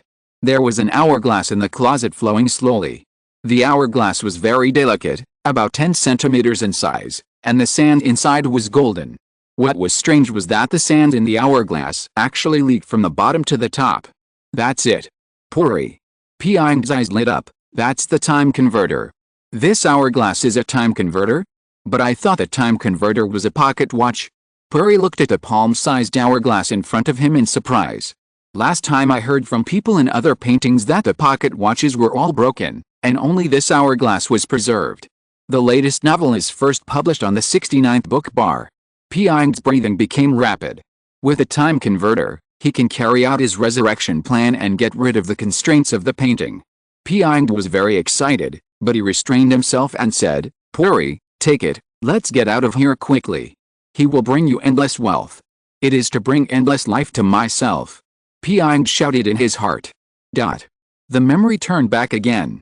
This time, Piangad had come to Hogwarts. Maureen was surprised to see himself in Piangad's memory. He and Hugo had just finished class and met the sneaky James and Albus, discussing how to play a trick on Peeves. Piangad was peeping at them in the painting, and saw the Marauder's map in James' hand. Then he immediately went to the studio where Peeves was and told Peeves in advance that James and Albus were coming. "Peeves, if you don't want me to tell the Bloody Barons painting about what you did, help me take the map from them." Piangad in the painting said in the form of Hoyle. "You dare to threaten me?" Peeves looked very annoyed. "Do you believe that I will tear up your painting, Hoyle? You dare not.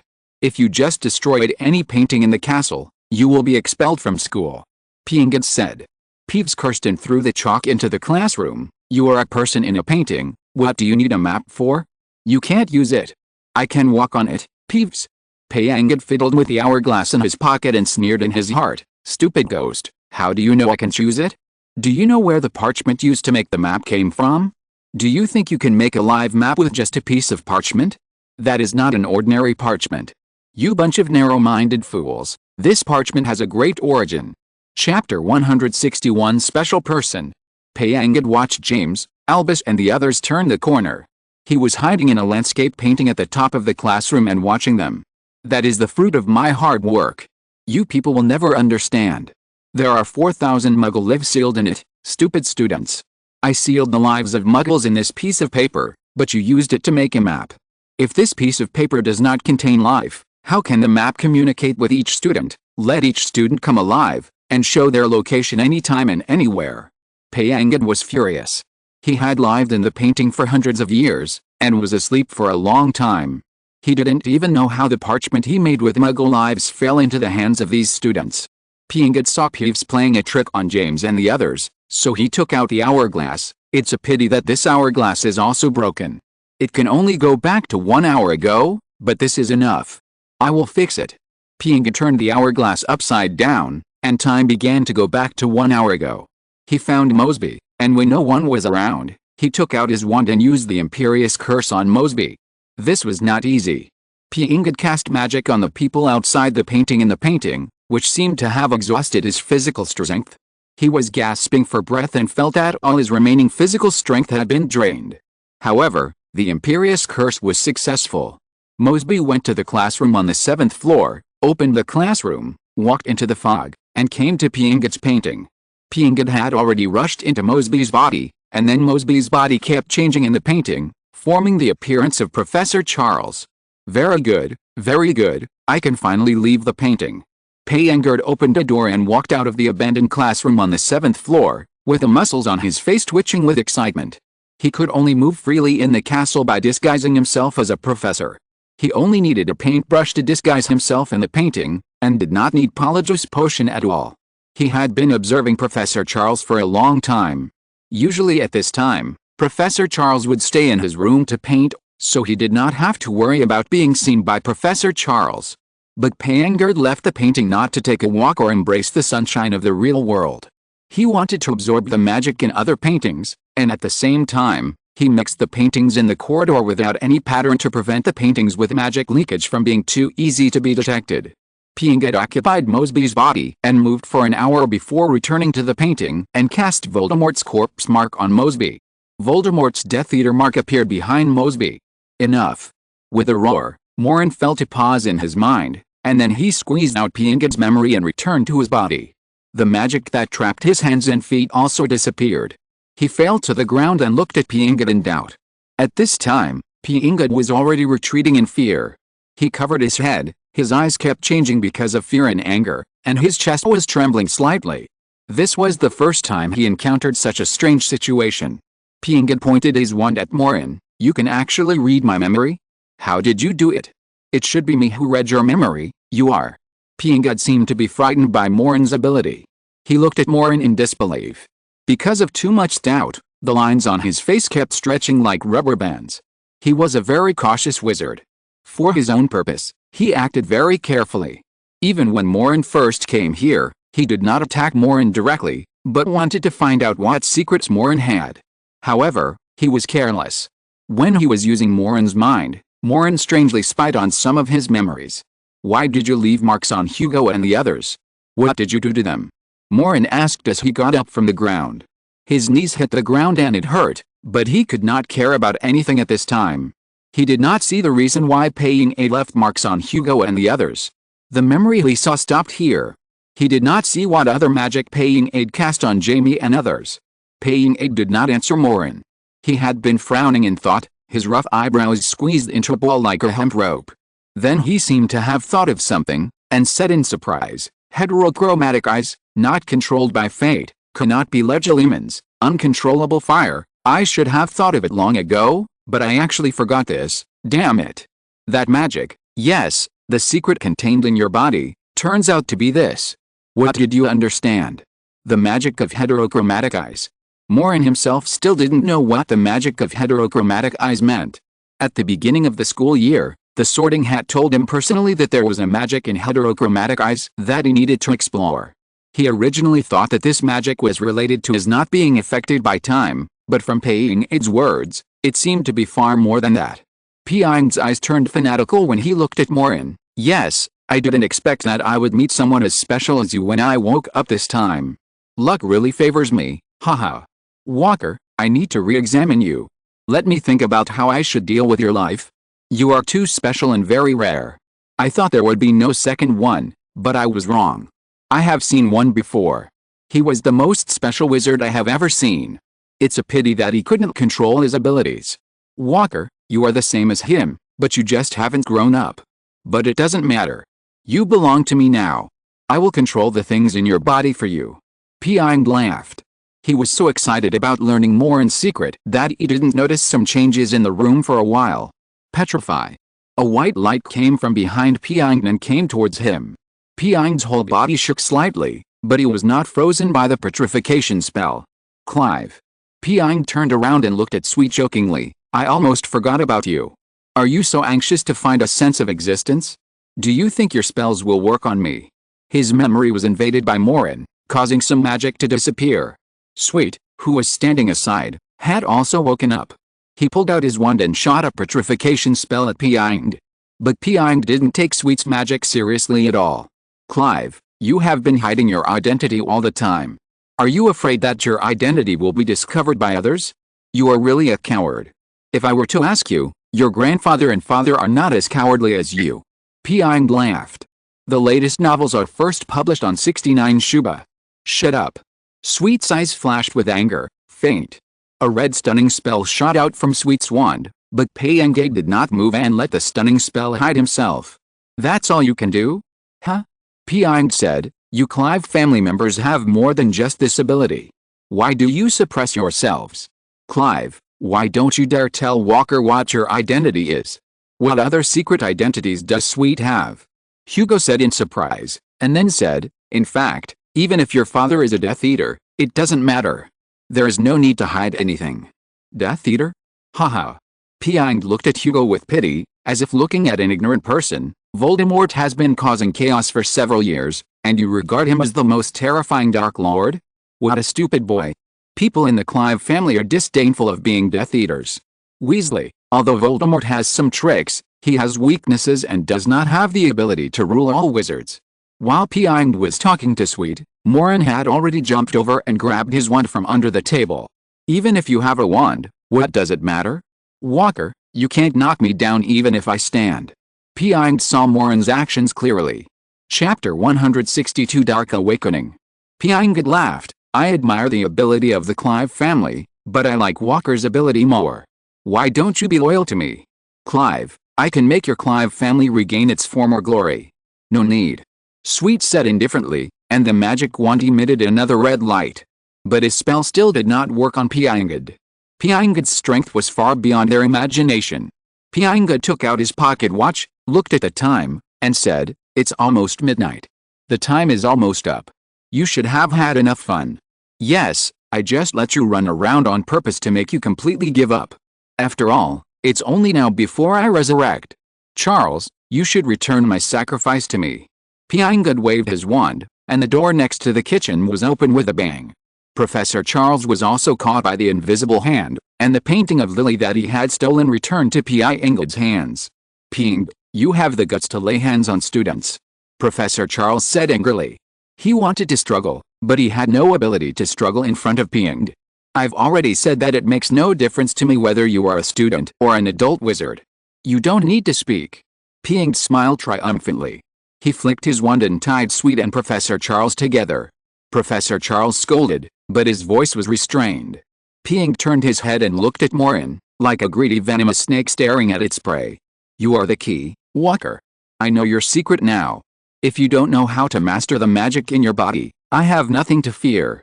You are the seventh sacrifice of the dark spirit. Midnight has come. I will trek from death to rebirth." Piang waved his wand, and all the furniture in the house suddenly began to move away. Before Maureen could make any move, an eye mark had lit up under his feet, and a paintbrush appeared behind him. Maureen noticed that the eye under his feet was no longer closed, but half open and half closed. At the same time, 6 paintings slowly floated into the air, surrounding Maureen. Maureen wanted to run to the side, but he was blocked by an invisible wall and could not leave the range of the eye under his feet.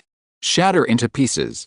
Maureen raised his wand and fired a splitting spell at the half-open and half-closed eye under his feet, but the mark did not move at all and was not destroyed by his spell. With his current ability, it was difficult to shake the strange magic of Piang. Hugo, Lily and the other 6 people were trapped in the painting. At this time, Hugo had fallen into a state of sleep again. Everyone closed their eyes and faced Maureen on the canvas.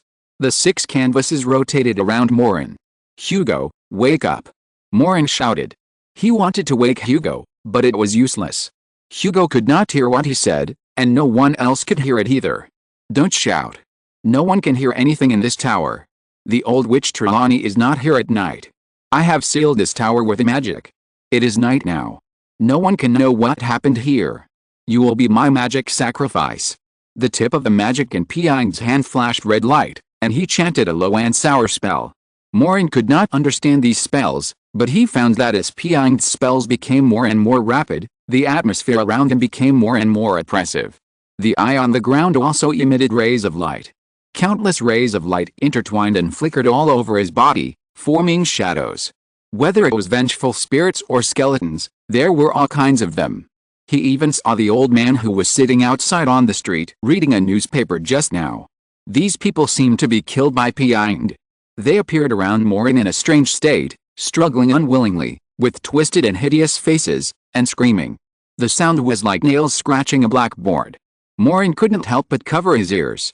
But those sharp sounds echoed directly in his mind, not through his ears, making him feel very uncomfortable, as if there were thousands of ants biting him. He gradually felt that his body no longer belonged to him. It was difficult for him to move his steps, and even his breathing became slow. Bang! The whole house of Piang suddenly turned into pieces. The sky was already covered with dark clouds. The people on the street had long disappeared, and only the Muggles remained in place. Everything that Maureen saw in this painting, whether it was the grass, the house or the street lamp, was out of its original position, as if it was hit by a hurricane. Everything was quickly destroyed, turned into fragments, and rotated around Maureen. These countless fragments were filled with a breath of vitality, rushing towards the eye mark under Maureen's feet. Maureen already knew what these breaths were.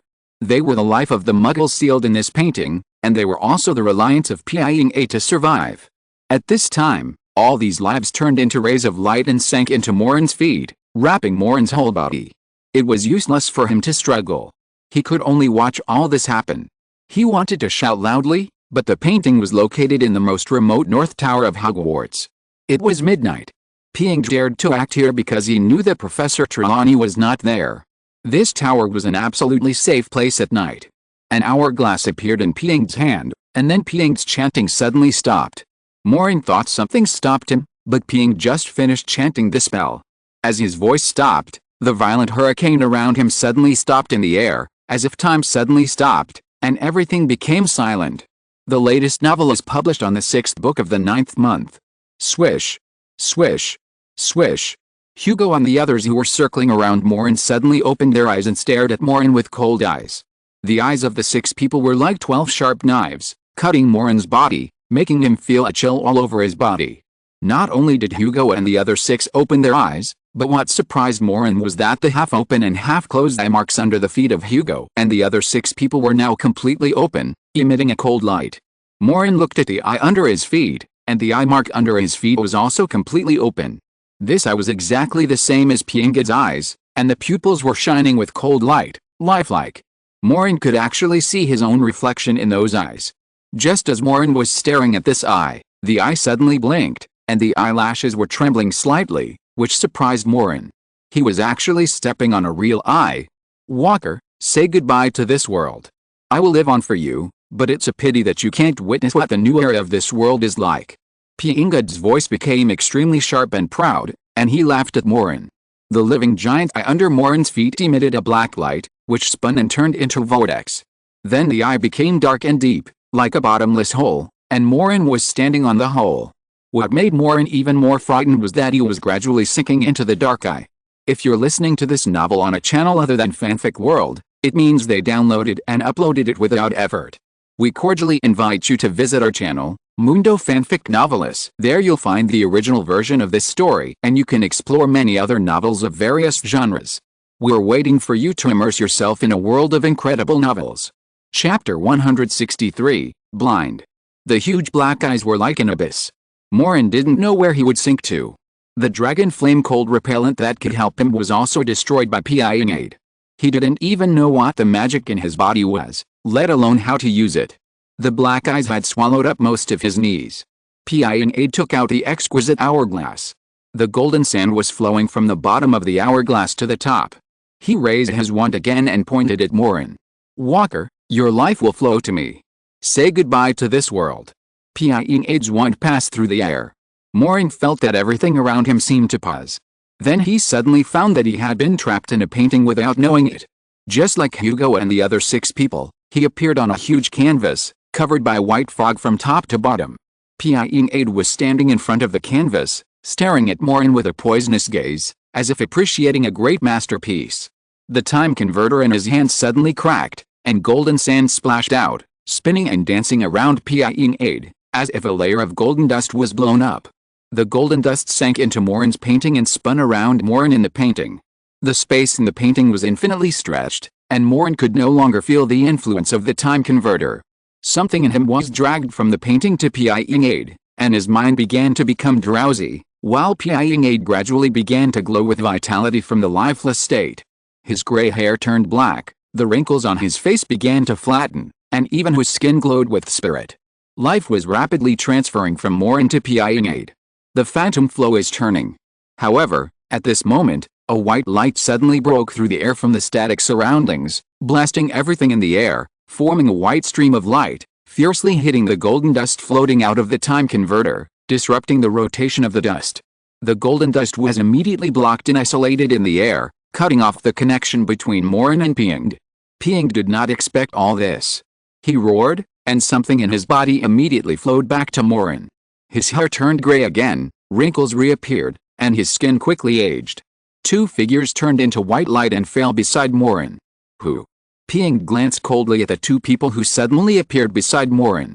Maureen shouted in surprise, Arnok. And, God? Is this true? Dumbledore. Maureen looked at the energetic Arnok in disbelief, and the old man with flowing beard and half-moon eyes next to Arnok. It was the greatest headmaster of Hogwarts, Dumbledore. Dumbledore, Agliba, it's you two. Ping was a little surprised by the sudden appearance of Dumbledore and Arnold, but he was not afraid at all.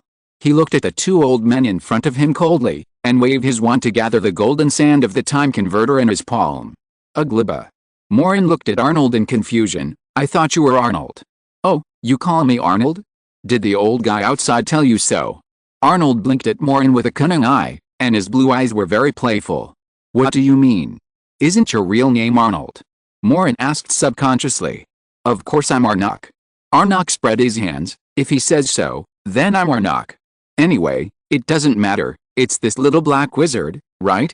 What's his name? Dumbledore. Pang, didn't you tell me just now?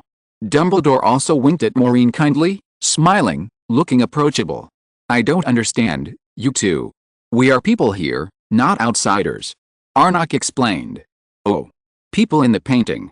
Maureen nodded, suddenly realizing that Dumbledore and Arnok in front of him were both people in the painting. Arnok was not the real Arnok, and Dumbledore was just a character in a portrait. But although he didn't know why these two people appeared here, he was still relieved. Arnok was a very powerful wizard, not to mention Dumbledore. If the two of them dealt with Pang, there should be no problem. But he was wrong. Pang was not panicked at all when facing Dumbledore and Arnok. I blocked this tower, how did you two get in? Pang asked coldly. Blocking the tower is useless, Pang. You are not the only one who knows how to use the space magic in the painting. We left a way out and ran from a ding-dong canyon. Oh, yes, I just saw your lackeys getting angry in my canyon. Arnok said happily. Maureen was extremely surprised. Arnok, did you put the Sodalin Canyon there? Yes, that painting was painted by me. It's not easy to divide it into two paintings. I used a very clever magic. You silly boy, why are you still standing on the canvas? Arnok kicked Maureen, who was trapped in the canvas. Maureen felt that the canvas around him was broken. The magic was released. He had broken free from the canvas, but he was still trapped in that weird eye, with his knees deeply sunk into the eyes. Do you know how to deal with this big stupid eye? Arnold, or a glibba, or Adafool, whatever you call it. Dumbledore looked at the big eye under Maureen's feet with interest. Isn't it obvious? He has drawn it so clearly, of course he will use a pen to blind it. Arnold waved his wand, and a huge paintbrush as tall as Maureen appeared in front of him. The tip of the brush flashed with a sharp light and stabbed at the big eye under his feet. You dare. The latest novel is first published on the 69th book bar. Pangard roared and waved his wand. The fragments of the house street lights in the air immediately formed a snowstorm and rushed towards Arnold, trying to stop Arnold. Dumbledore was quick-witted and swift-handed. A stream of flames spurted out from the tip of his wand, surrounding them and blocking all the snow and wind. The flames and the violent snow and wind rubbed against each other violently, making a hissing sound. At the same time, Arnok's huge paintbrush had already pierced the eye that trapped Maureen. Maureen seemed to hear an unwilling roar. The eye suddenly spurted out a stream of blood, and then the cold big eye closed involuntarily, and with a bang it turned into smoke and disappeared. Maureen's feet loosened, and he jumped up quickly and stepped on the solid floor. Look, you have nothing to do to make a big eye, and you also draw all the weaknesses. It's really stupid. Arnok chuckled. Pangade was furious, but soon calmed down. Just the two of you? Dumbledore, I admit that if you were alive, I might be afraid of you, but just the two of you in the painting. Pang sneered and turned his gaze from Dumbledore to Arnold, and continued, and Agrippa, are you here to join in the fun? You don't paint honestly, and you want to stop me. You have to give it a try, right? Pang. Dumbledore said with a smile. Yet, I haven't fought for a long time. Last time I was bored and ran to painting to beat Voldemort, but I didn't feel any sense of accomplishment. He was too weak. Arnold shook the wand in his hand, and sparks flew out of the wand. Maybe you have forgotten my identity. Pang drew his wand to his side, drawing hot air in the air, as if it had ignited the air. I am a real person, not a person in a painting. Pang said angrily. Chapter 164 Battle. It's just a half-dead person, it doesn't make any difference to me.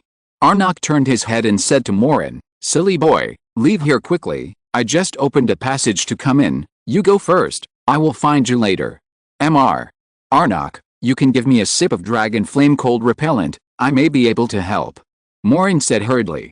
Last time, Pangade couldn't do anything about his flame, this is also Maureen's chance. What dragon flame? I don't have it, take care of yourself, you are different from us. Arnok waved his hand, He is the person in the painting and the person outside the painting is very different. Before Maureen could say anything, Dumbledore and Arnak had already apparated out, and the magic spells in their hands shut out. Although the two old men were old, their hands and feet were very agile. They had surrounded PNG'd from front and back in a flash. The wind blew from Dumbledore's side, surrounding his robes and forming a whirlwind. The whirlwind had an extremely huge tearing force. The whistling sound was heard all around, and all the fragments were swept into the whirlwind and covered Piangd. Behind Piangd, there was a violent snowstorm, which collided with Dumbledore's whirlwind. The two collided violently. Dumbledore swung his wand, and a fire phoenix rushed out of the whirlwind, hissing and spraying flames. The flames rolled in the wind and melted all the ice and snow on Piangd. On the other side, Arnak's flames turned into a huge fire dragon, which spewed out a raging flame.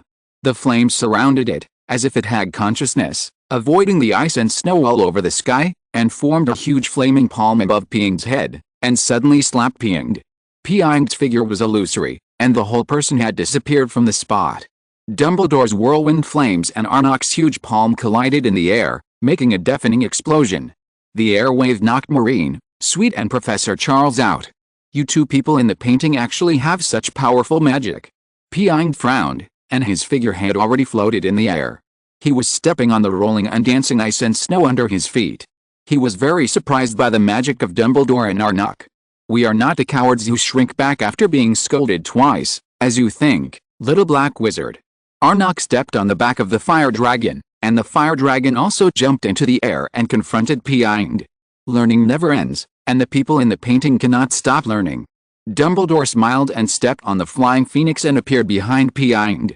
You can learn such powerful magic, so your portraits must be hung in some important places. Let me think, Dumbledore, you came out of the principal's office, right? Piangd said coldly. His wind and snow turned into sharp ice cones, cutting in the air, instantly extinguishing Dumbledore's whirlwind and defeating the phoenix under Dumbledore's feet, but Dumbledore had already disappeared in the air and landed on the ground. Good vision, Piangd, I did learn a little magic. Dumbledore's long beard was blown by the wind, but his thin and old body seemed to contain a power that could not be underestimated. I had changed into my pajamas at night, but Agrippa pulled me out without saying anything. Dumbledore swung the wand in his hand from bottom to top, and the ground swish raised dust and mud. A giant appeared in the flying mud. The giant roared, jumped hard, stepped on a huge pit on the ground, and rushed towards Piangd like a cannonball. The giant was extremely fast. All of Piangd's ice cones were swallowed up by the giant's soil. The giant had already raised his huge fist and smashed the ice and snow under Piangd's feet. Piangd turned into a black smoke and fell to the ground. You learned a little magic? Dumbledore, don't be modest. Didn't you say that you are the dual champion of the Hogwarts headmaster's portrait for 23 consecutive years? Arnak said, who in the school portrait is better than you? Arnak's wand turned in the air. As soon as Piangd landed, a section of living vines had already emerged from under his feet. The vines were like tentacles and wrapped around Piangd, but Piangd blocked it with his wand, and the cold air invaded, freezing all the vines and exploding them directly. Never claim to be the best, Agrippa, there are many powerful people. Dumbledore said modestly, the champion can't scare this cunning guy. I haven't seen him in the castle for so many years. He must not be so easy to deal with. The giant condensed by Dumbledore was blown up by Piangd. The soil splashed out, but it did not dissipate. All the fragments turned into sharp blades, spinning and slashing at Piangd. Piangd laughed. It is said that Dumbledore is a wise and humble person. I didn't expect that the portrait still retains this feature after he died. But you are right, Dumbledore, your portrait's small championship is nothing to me. Piangd's snow covered all the blades that swept over, and the cold air froze the blades. All the blades were like out-of-control birds, falling down involuntarily. Piangd turned around to avoid a stunning spell cast by Arnold and said, what about you? Agrippa, I don't remember there is a portrait of you in the castle. Arnold shrugged his shoulders and said, but there is the Grand Canyon I painted. I dug a cave under the Grand Canyon so I can come over to see the young people at any time. Looking at these childish children, I feel at least 10 years younger. 10 years younger is not enough, Agrippa, Dumbledore said politely. Many times I feel that you are as childish as 10 years old. Arnold laughed. Not bad, not bad, I'm only 10 years old, great. I felt that all the wrinkles on my face disappeared all of a sudden. Arnold and Dumbledore sang in unison like two old naughty boys, but the spells in their hands did not slow down at all, and the torrential magic swept towards Ping again. Wind and flames intertwined in the air, colliding with Ping's ice and snow. 3 figures flickered in the air. Transfiguration and apparition had been used to the extreme by them. The light collided violently, and the air became extremely hot. Ping was very annoyed. If it were usual, he would not take the 2 people in the painting seriously, but the dark awakening just now was disturbed, and his physical condition became unstable. He was actually pressed down by the 2 people in the paintings for a while. Maureen on the side had gathered with Sweet and Professor Charles. Professor Charles protected the 2 of them behind him, and Hugo and the other 6 paintings were also pulled to Maureen's side, and all of them were shrunk and put into his pocket. "Can't Dumbledore defeat this man?" Sweet said in disbelief. "This Dumbledore is just a person in the painting, not the real Dumbledore. It's quite remarkable that he and this old man named Agrippa can stop paying it." Professor Charles stared at the battle in the air nervously. Wind blades burst out from the center of the battle. He immediately used the barrier spell to block the overflowing magic and kept retreating. Whether it was Payingid, Dumbledore or Arnok, the spells of the 3 dazzled them. They had no way to intervene in such a battle. The latest novels are first published on Liuji 9 Shuba. Professor Charles turned around and asked, "Are you 2 okay?" "I'm fine, Professor. Should we go to help them?" Maureen asked. "It's important for us to leave here quickly." Professor Charles shook his head. "But they are the people in the painting. Even if they can't beat Ping can't kill them. No one can kill the people in the painting. They can only be killed by destroying the painting outside." Professor Charles looked up at the white fog on the far frame. There was a golden hole there, like a whirlpool, and no one knew where it led to. This was the passage that Arnold and Dumbledore came in. Professor Charles immediately grabbed Maureen and Sweet, apparated to the edge of the golden hole, and stepped in. The 3 of them were like passing through a layer of water curtain. When they reappeared, they had come to the cliff of a large canyon. But before they could stand firm, a gloomy wizard had appeared in front of them. This man was missing an ear, and his eyes were like a venomous snake, staring at Professor Charles and the other 2, holding a sunken wood wand in his hand, and exuding a cold breath all over his body. "You can't leave. Pictionio, an alternative Dark Lord." Not only him, Hoyle also apparated over from a distance. He was led into this painting by Maureen just now and happened to meet them at this time.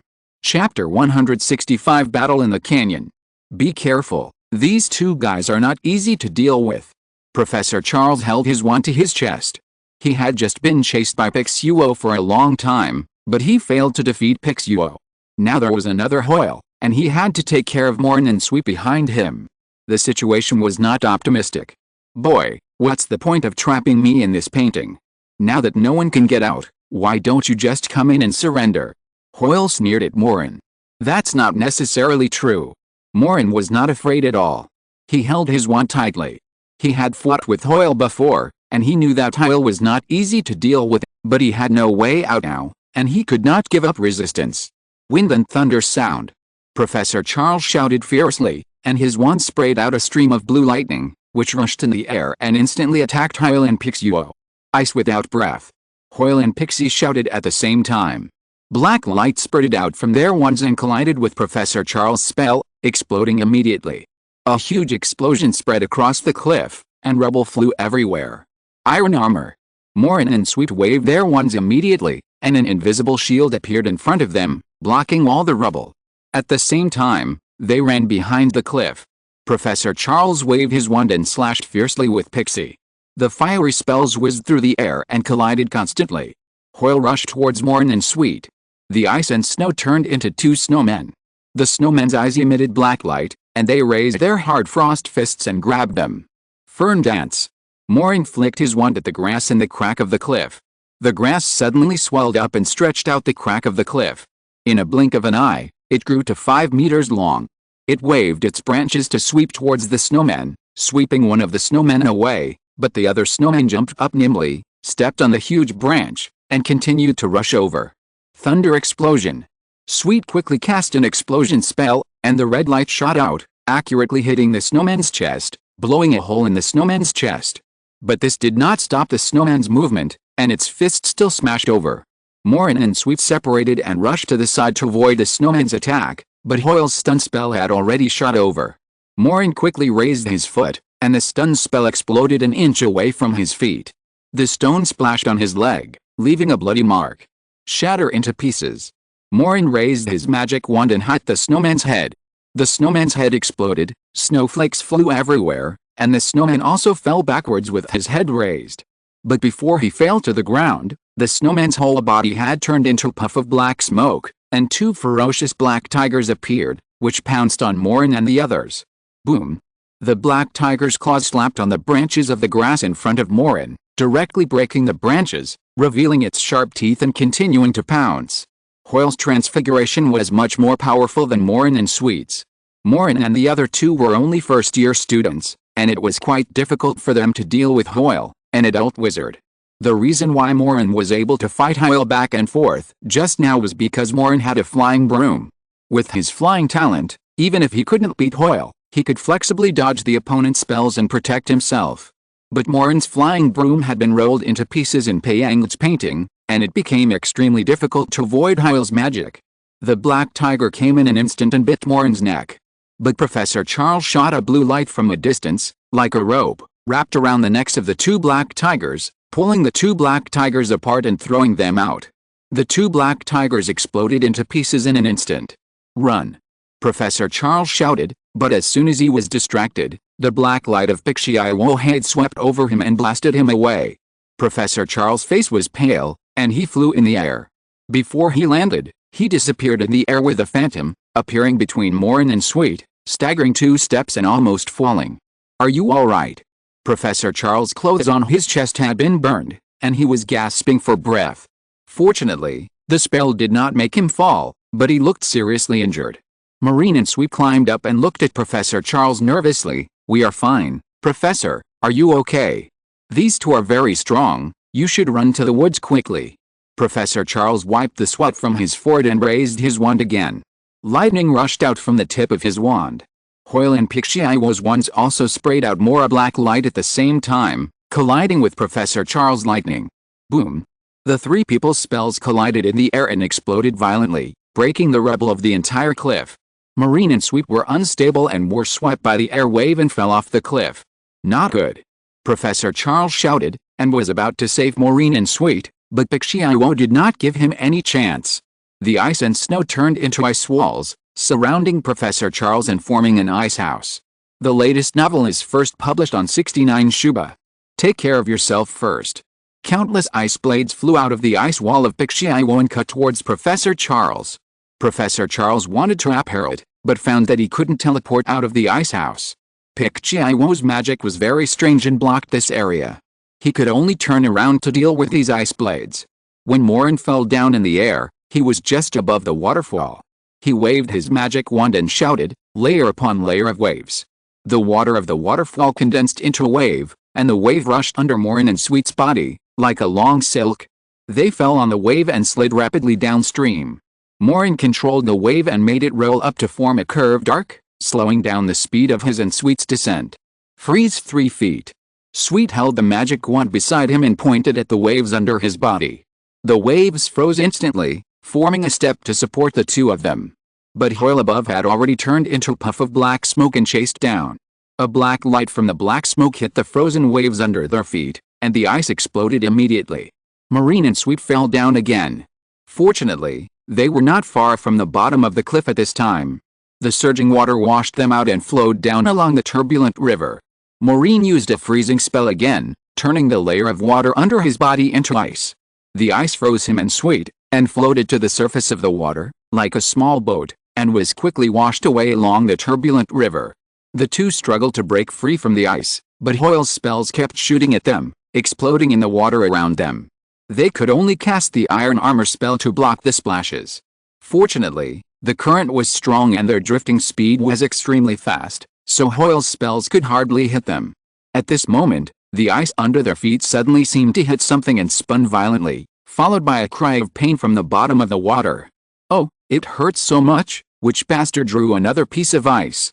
Sir Cadogan's head emerged from the bottom of the water. He was still floating in the river. Chapter 166, Cadogan Swordsman. "You haven't climbed ashore yet." Maureen quickly threw out a rope with his wand, and the rope quickly wrapped around Circuduggin's hand and pulled him up. The water is so fast, great, I can take a breath. Circuduggin lay on the ice, his whole body wet, but before he finished speaking, a spell in the air suddenly hit the ice, and the ice broke directly. Circuduggin screamed and fell into the river with a splash. Maureen was also washed away. He fired a freezing spell backwards, trying to freeze the turbulent river, but the river surface was shattered as soon as a thin layer of ice formed. However, Maureen quickly cast a rebound spell backwards again. The rebound spell acted on the water surface, and the water surface was like a bow, concave and then bounced up, bouncing him to the river bank. Circuduggin and Sweet were also affected and fell on the river bank not far from Maureen. Maureen quickly climbed up from the wet river bank, and Circuduggin also spit out the ice chips in his mouth with a grin, looking at Maureen in confusion. Huh? Why are you here too? No time to explain, we still have enemies to deal with. As soon as Maureen finished speaking, Hoyle appeared in front of him. You two are so lucky to be alive. Hoyle looked at Maureen jokingly. Hoyle, why is it you, the annoying guy again? Circuduggin recognized Hoyle, wiped the water off his hair, and said angrily. Get out, Cadogan, I don't have time to tangle with you. Hoyle glanced at Circuduggin and didn't care. Cadogan, this guy wants to catch me, he's an accomplice in destroying your portrait. Maureen said that his wand had already fired a petrification spell at Hoyle. Hoyle flicked his wand to block the petrification spell, and Sweet also came over to deal with Hoyle with Maureen. You two first-year students are too weak. This magic is not good enough. Hoyle smiled contemptuously. His spells were fast and fierce, making Maureen and Sweet almost overwhelmed.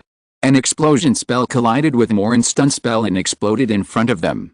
Maureen and Sweet fell down involuntarily, and Sweet's wand even slipped out of his hand. Despicable. Shameless. Hoyle, an adult, actually attacked a child who was only 11 years old. Circuduggin said angrily. He picked up a stone and threw it at Hoyle. Do you want to die? Hoyle smashed the stone thrown by Circuduggin directly, stopped and looked at Circuduggin. I'm not looking for death, Hoyle. Circuduggin's face suddenly became very serious. I'm standing up for justice. This is my chivalry. Then I'll deal with you first. Avada Kedavra. Hoyle's wand emitted a green light and shot towards Circuduggin. But Circuduggin rolled over on the ground and caught Sweet's flying wand. A red light shot out from the wand in his hand and went towards Hoyle, who dodged it sideways. Avada Kedavra can't kill me, Hoyle. I thought you would be smarter. Circuduggin angrily waved Sweet's wand in the air quickly. Glory to the Cadogan family. The tip of his wand emitted a silver light, and a silver shining sword was outlined by his wand and appeared in his hand. There was a golden gem inlaid on the hilt. Maureen was surprised. Circuduggin always held this sword. He forgot that Circuduggin was also a wizard and could conjure a sword. Why don't you fight to the death with me? Circuduggin threw the wand to Sweet and held his sword with both hands. Use a sword? Haha. Cadogan, you want to use this sword against me? Huh? What do you think you are? A Muggle. Hoyle laughed. I am a knight and a swordsman, Hoyle. Circuduggin waved his sword solemnly. The sword also has magic. Otherwise, what do you think the sword of Gryffindor is used for? To chop wood? The sword is used to uphold justice, Hoyle. I can't stand people who bully the weak the most. Swish. Circuduggin stepped on his toes and rushed out. He was very fast. It was the first time that Maureen saw Circuduggin's agility. The sword in his hand was slightly flashing. If you want to suffer, I will grant you your wish. Hoyle sneered, and the magic wand emitted a green light. Avada Kedavra. The green light rushed out and rushed towards Circuduggin's face, but Circuduggin did not dodge this time. He slashed the sword in his hand forward and directly split the spell. How is it possible? Hoyle was shocked. Circuduggin's sword actually split the Avada Kedavra. Not only him, but even Maureen and Sweet were also shocked. They had never seen such a scene before. In the past, Circuduggin always gave people the image of a crazy, arrogant and boastful person, holding a sword and showing off everywhere. Who would have thought that Circuduggin was actually quite skilled in the painting? What's impossible? The Avada Kedavra will only make me lie down for a few hours if it hits my body. It doesn't mean that it can't be split. This is a painting, Hoyle. Have you forgotten? The latest novel is first published on the 69th book bar. Circuduggin kept walking and came in front of Hoyle. The sword drew a cold light in the air and slashed towards Hoyle. Hoyle shouted angrily, and his figure turned into a black smoke. bypassing Sir Cadogan's sword and appearing behind Sir Cadogan, ice without breath. The black light streaked through the air, bringing a chill, but Sir Cadogan had already turned around, and his sword accurately cut through the cold light again. He was so fast that he could catch up with the speed of the spell. Hoyle's spells shot at Sir Cadogan from different directions, but Sir Cadogan's sword always cut through the spell from different angles. He seemed to be able to predict the direction of the spell. The whole person was like a phantom. Every time Hoyle just appeared, he had already grasped the sword and rushed forward to cut it. "Damn it!" Hoyle shouted angrily, and the wind and snow covered him, taking him to a height of 10 meters in the air. "I underestimated you, the ancient and abandoned swordsman. I almost forgot." Hoyle looked down at Sir Cadogan, "But I am a wizard, not a reckless man with cold weapons. This time, let's see how you can get close." Sir Cadogan raised his head. There was no trace of the unreliable expression on his face. On the contrary, he seemed to have changed into a different person, and the whole person became sharp. "Since you know about swordsmen, you should also know that swords are magical." Sir Cadogan suddenly thrust the sword in his hand into the ground. The sword body emitted a golden light with a hum. A ripple spread out from the tip of the sword and sank into the ground. The stones on the ground suddenly splashed and flew into the air. Each stone was wrapped in a layer of light golden light. Sir Cadogan had already stepped on a stone, and the whole person was stepping on the stones in the air. Every stone he stepped on would cause a ripple, sending him to a higher place. In a blink of an eye, he had jumped in front of Hoyle, bringing a sword light and slashing at Hoyle. "I have been troubled by some problems recently, and my mentality is about to explode. Adjust. Take a deep breath." Chapter 167 Swordsman and Wizard. Hoyle obviously did not expect Sir Cadogan to have such a move. He was shocked by Sir Cadogan's agility and quickly waved his magic wand to summon a shield of frost in front of him. Bang! Hoyle was furious. He only felt a huge force coming from the shield. The huge impact made him unable to block it. His body fell to the ground like a cannonball, raising a cloud of dust on the ground. But Sir Cadogan did not give Hoyle a chance to breathe. Every time he moved, the magic stones would float not far from his feet. He turned over and continued to stab Hoyle, and Hoyle immediately turned into a puff of black smoke and disappeared on the spot. "Is this also magic?" Sweet said in a strange voice. "I always thought he was a crazy knight." "I thought so too." Maureen swallowed a saliva. Normally, this guy would be scared to death when he saw a husky in the castle painting. When he was asked to go out to inquire about the news, he was either despised by the person in the painting or chased by another person in the painting. Even when he fell into this canyon just now, he drifted miserably for so long. But who would have thought that when Hoyle attacked Maureen and Sweet, Sir Cadogan suddenly became extremely brave, as if he had taken the wrong medicine.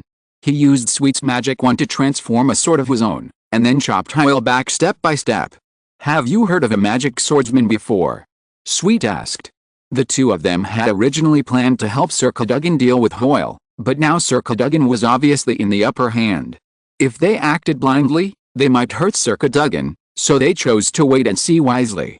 "No, but Godric Gryffindor also has a sword, right?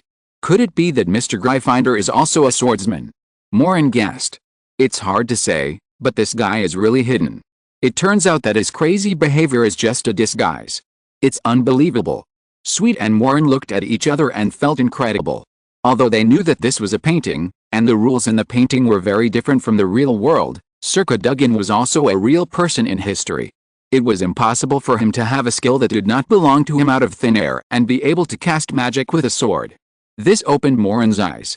Maybe magic has really lost a lot of things since its development. Maureen said thoughtfully. Nowadays, magic is basically dominated by wizards. Wizards fight with wands to cast spells from a distance and cast transformation spells. There are not many people like Sir Cadogan who charge into battle with a sword.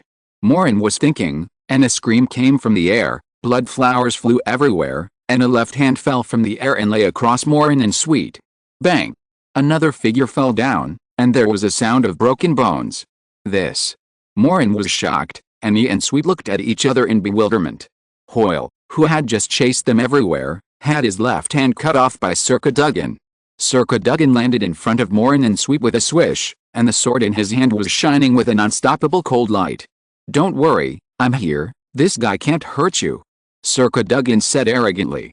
Hoyle had already climbed up, his face turned a little pale, He waved his wand, and his arm had grown back from the broken end. If this degree of injury were in the real world, it would not be so easy to heal with magic, but this was a painting, so it was another matter. At this moment, a sharp whistling sound suddenly came from the air, and then another figure also fell heavily at Tyle's feet, smashing a big hole in the ground. It was Pixie-Io. Swish! Professor Charles had already apparated to Maureen and Sweet. There was a deep scar on his face, but he was relieved to see that Maureen and Sweet were fine. It's not easy to beat this guy. Are you all right? Professor Charles kept panting. Ah. It's you, you shameless bastard. Sir Cadogan, who had been so majestic, turned pale the moment he saw Professor Charles. He jumped back and hid behind Maureen in panic, as if he had suffered from Professor Charles' phobia like Hugo. But then he was surprised again. Hey, you are in the painting? Then what should I be afraid of? Sir Cadogan immediately drew out his sword and pointed at Professor Charles. The murderer who took my territory, I will pay with blood today. Wait.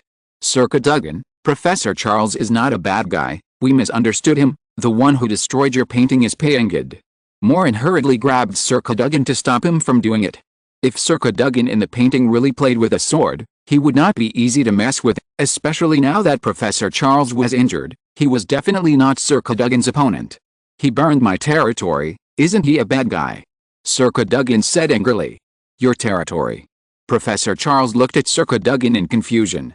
Someone pretended to be Professor Charles to destroy your painting. You should use this glory of your family to kill these two guys first. The occupation of your territory is inseparable from these two guys. Maureen hurriedly said. Sir Cadogan snorted, I'll trust you for now, my comrade. He pointed his sword at the embarrassed Pikachu and Hoyle again, and said, you two dirty villains, don't even think about hurting the students of Hogwarts with my sword. The latest novels are first published on the 69th book bar. Hoyle and Pikachu took a step back and had already begun to retreat, but at this moment, a man rushed out from the cliff with a shout, attracting all their attention. Run. Stupid boys, Paengid is cheating. Arnok shouted. Maureen looked closely and saw that Arnok and Dumbledore were rushing out from the golden hole in the cliff. Not only them, but Paengid was also following in the air behind them. You two have caused me so much trouble, it's time to stop. A stream of translucent liquid spurted out of Paengid's wand, spinning rapidly in the air, and soon surrounded Dumbledore and Arnok, forming a huge round bubble. Arnok and Dumbledore could not break through the bubble, and their spells could not overcome the bubble. How despicable, using such a stinky thing. Arnok pinched his nose and cursed angrily. Professor Charles' face changed slightly. No. It's black dragon bile. Black dragon bile can trap the people in the painting. It is the nemesis of the people in the painting. Dumbledore and Arnok are both people in the painting. They are helpless in the face of this thing. These two old guys are still a bit tricky, but thanks to you, Charles, I remembered that black dragon bile can be used to deal with them. Paengid said coldly. Paengid was actually quite annoyed. Just now, the dark spirit was interrupted by Arnok and Dumbledore rushing in. His remaining vitality was in chaos. Normally, he would not take the other people in the painting seriously. However, facing the two powerful people in the painting, he could not defeat Dumbledore and Arnok directly for a while. If he had not remembered the black dragon bile, he would have been entangled by them for a long time. Sir Cadogan was also frightened when he saw the bubble, and his face changed drastically. He covered his nose. Not only him, but also Hoyle and Pikachu covered their noses in fear. Is it very smelly? Why don't we smell it? Maureen asked puzzled. We are not the real people in the painting, we can't smell this smell. This kind of thing will not emit a smell if it is applied to the frame. If it is directly stained in the painting, the people in the painting will notice it. Paengid is not a real person in the painting, and he will not be restrained by this. This is not good. Professor Charles said anxiously. Without Arnold and Dumbledore, they alone would not be able to deal with Paengid. Chapter 168, Rapid Change. Neither of you can handle them. Paengid glanced coldly at Hoyle and Pikachu, and both of them lowered their heads in fear. Waste. Paengid set his eyes on Sir Cadogan again and sneered, you are still in the castle? Sir Cadogan, I thought I had destroyed you. Sir Cadogan pinched his nose and said in a muffled voice, what? You invaded my territory? Who are you, the shameless one? Forget it, I don't have time to tangle with you, get out of my way. Paengid waved his wand, and translucent bubbles rushed towards Sir Cadogan. Circulate had raised his sword, trying to split the smelly thing, but this time his sharp sword was like splitting a ball of cotton. The bubbles did not move at all, and his whole body was tightly wrapped by the bubbles. Shatter into pieces. Professor Charles shot a bolt of lightning from his wand, trying to smash the bubble, but Ping waved his wand again to block Professor Charles' magic. "You two leave quickly, be careful," Professor Charles said anxiously to Maureen and Sweet. "Leave? Where can you leave to?" Ping looked at Maureen and Sweet. With his ability, it was easy for him to deal with a professor and two first-year students. Where did he get the black dragon bile? Maureen didn't understand how Ping could conjure up the black dragon bile in the painting. Some precious potions could not be conjured by magic, and had to be purchased, otherwise the potion shop would have closed down long ago. Although Ping was powerful, it was impossible for him to conjure up the black dragon bile out of thin air. Arnok shouted, "Silly boy, what did you say you could use to deal with this guy?" "Dragon flame cold repellent, Mr. Arnok," Maureen said. "Then go get a bottle yourself." "Where to get it?" "My God. This is the world of painting, not your outside world. Do you think we have to buy everything we want? This bastard can make black gentian bile, you can also make the potion you want. Use the transfiguration spell and think about what you want to make." Arnok shouted. "You are too impatient, Agrippa." Pangard flicked his wand coldly, blocking Arnok's voice. Maureen was slightly stunned. "Just make the potion and use it? In the painting, even the steps of brewing the potion are omitted?" "I understand." Maureen pointed to a stone on the ground and took a deep breath, but before he used the transfiguration spell, the air around him suddenly became sticky, as if an invisible hand was grabbing him. "Damn it!" Maureen cursed secretly. Professor Charles Wand had just emitted a blue light when he was tied up by Pangard and bound in midair, unable to move. But at this time, Sweet suddenly made a very strange move. He cut his finger with his wand, and blood immediately flowed from his finger. He wiped the bleeding finger on the wand, and the wand emitted a scarlet light. Swish! Sweet waved his wand, and a red spell shot out, turning into a shield in front of his eyes, blocking his eyes, and the oppressive atmosphere disappeared instantly. Pangard set his eyes on Sweet. "Tisk tisk tisk tisk. Clive, are you finally going to accept the gift of family magic? I always thought you were ashamed of this kind of magic." His tone was a little mocking and teasing, but Sweet didn't change his face, but his face became paler. "Hurry up, I can't stop him for long." Sweet's face was no longer bloody. Maureen saw red light in Sweet's eyes, just like the red light he saw when Sweet lost his sunglasses during the Quidditch game that day. Although he was confused, he did not hesitate. He waved his wand and pointed at a stone on the ground. Thinking of the characteristics of the Dragon Flame anti-cold potion in his mind, he whispered, "Changes in an instant." The stone soon floated into the air and was stretched rapidly to form a slender bottle. The bottle contained the pleasant golden Dragon Flame anti-cold potion. It was extremely easy for Maureen to cast the transfiguration spell here. He grabbed the glass bottle without hesitation and drank the potion in the bottle in one gulp. This time, the dose was 3 times the usual. A hot breath began to spread from his body, and his blood began to boil, like a flame burning in his body, and it seemed as if a ferocious beast was about to roar out of his chest. Maureen felt the surging power in his body again. This power continued to gather in all parts of his body, and a little spark had already burst out from the tip of his wand. Flames are raging. Maureen waved his wand, and a violent flame swept out from the wand, constantly twisting and transforming, forming a huge fireball, rushing towards Ping. Ping's wand also spurted out a stream of icy cold air, which suddenly collided with Maureen's flame. To Maureen's surprise, this time Ping's ice was able to block his flame. His indelible flame in the past could no longer ignite Ping's magic. The latest novel is first published on the 69th book bar. Are you surprised? Walker, this is a painting. I have plenty of ways to deal with your flame in the painting. Ping sneered. Really? Maureen knew very well that if this was the case, then Ping would not have had to take the Dragon Flame Cold Repellent from him in the first place. Ping must have had some concerns. The flame in front of Maureen was getting hotter and hotter. Some power in his body was reviving. The magic was eager to find an outlet to vent. The temperature of the flame magic was so high that it was dawning. It collided violently with Ping's freezing magic. Ping's disdainful look at the beginning began to become solemn. He suddenly turned his wand and immediately turned Maureen's flame into the rushing river. Crash! As soon as Maureen's flame touched the river water was ignited by the flame. In an instant, the river and the entire Grand Canyon became a canyon of burning flames. Not only that, the flames roared wildly, surging towards the rocks on the shore, and ignited the stones and trees. But Maureen waved his wand again, and the flame had been controlled by him. Then the flame rolled up from the river, and the overwhelming flames continued to cover Pying Aid from all directions. This time, Pying Aid's face finally changed drastically.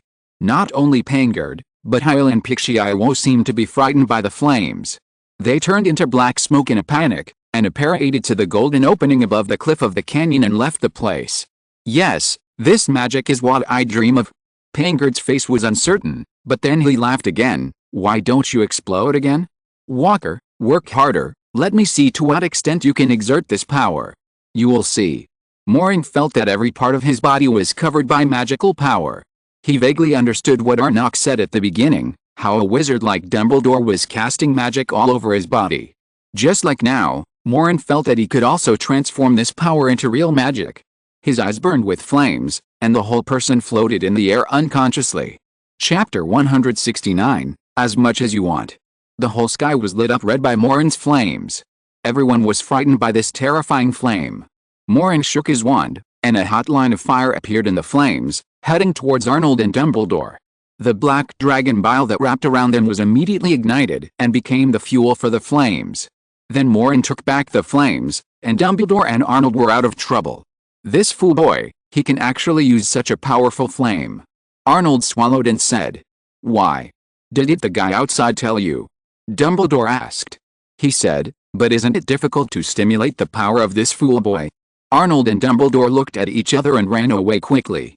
They couldn't stand this heat wave. Swish! The flames in the sky turned into a huge lion and pounced on Pying. Pying drew his wand in the air, and a gray light intertwined in the air, forming a huge net that instantly wrapped the huge lion. The lion roared furiously, waving its claws to tear the gray net apart, and the flames immediately ignited the gray net, but Pying Aid's magic wand kept turning. When the lion broke free, layers of ice and snow covered the gray giant net, and in just a blink of an eye, the flaming lion was completely frozen. Bang! The huge ice and snow exploded, and Pying Aid turned them all into ashes, and the flaming lion disappeared. He turned his magic wand again, and the ground under Maureen emerged with fierce wind and snow. These ice and snow spun violently and wrapped Maureen. As soon as Maureen's flames ignited these ice and snow, countless ice and snow were immediately used. Do you think I'm really afraid of these flames? You've never fought with anyone before, right? Walker, even if you have this kind of flame, you're just a reckless man.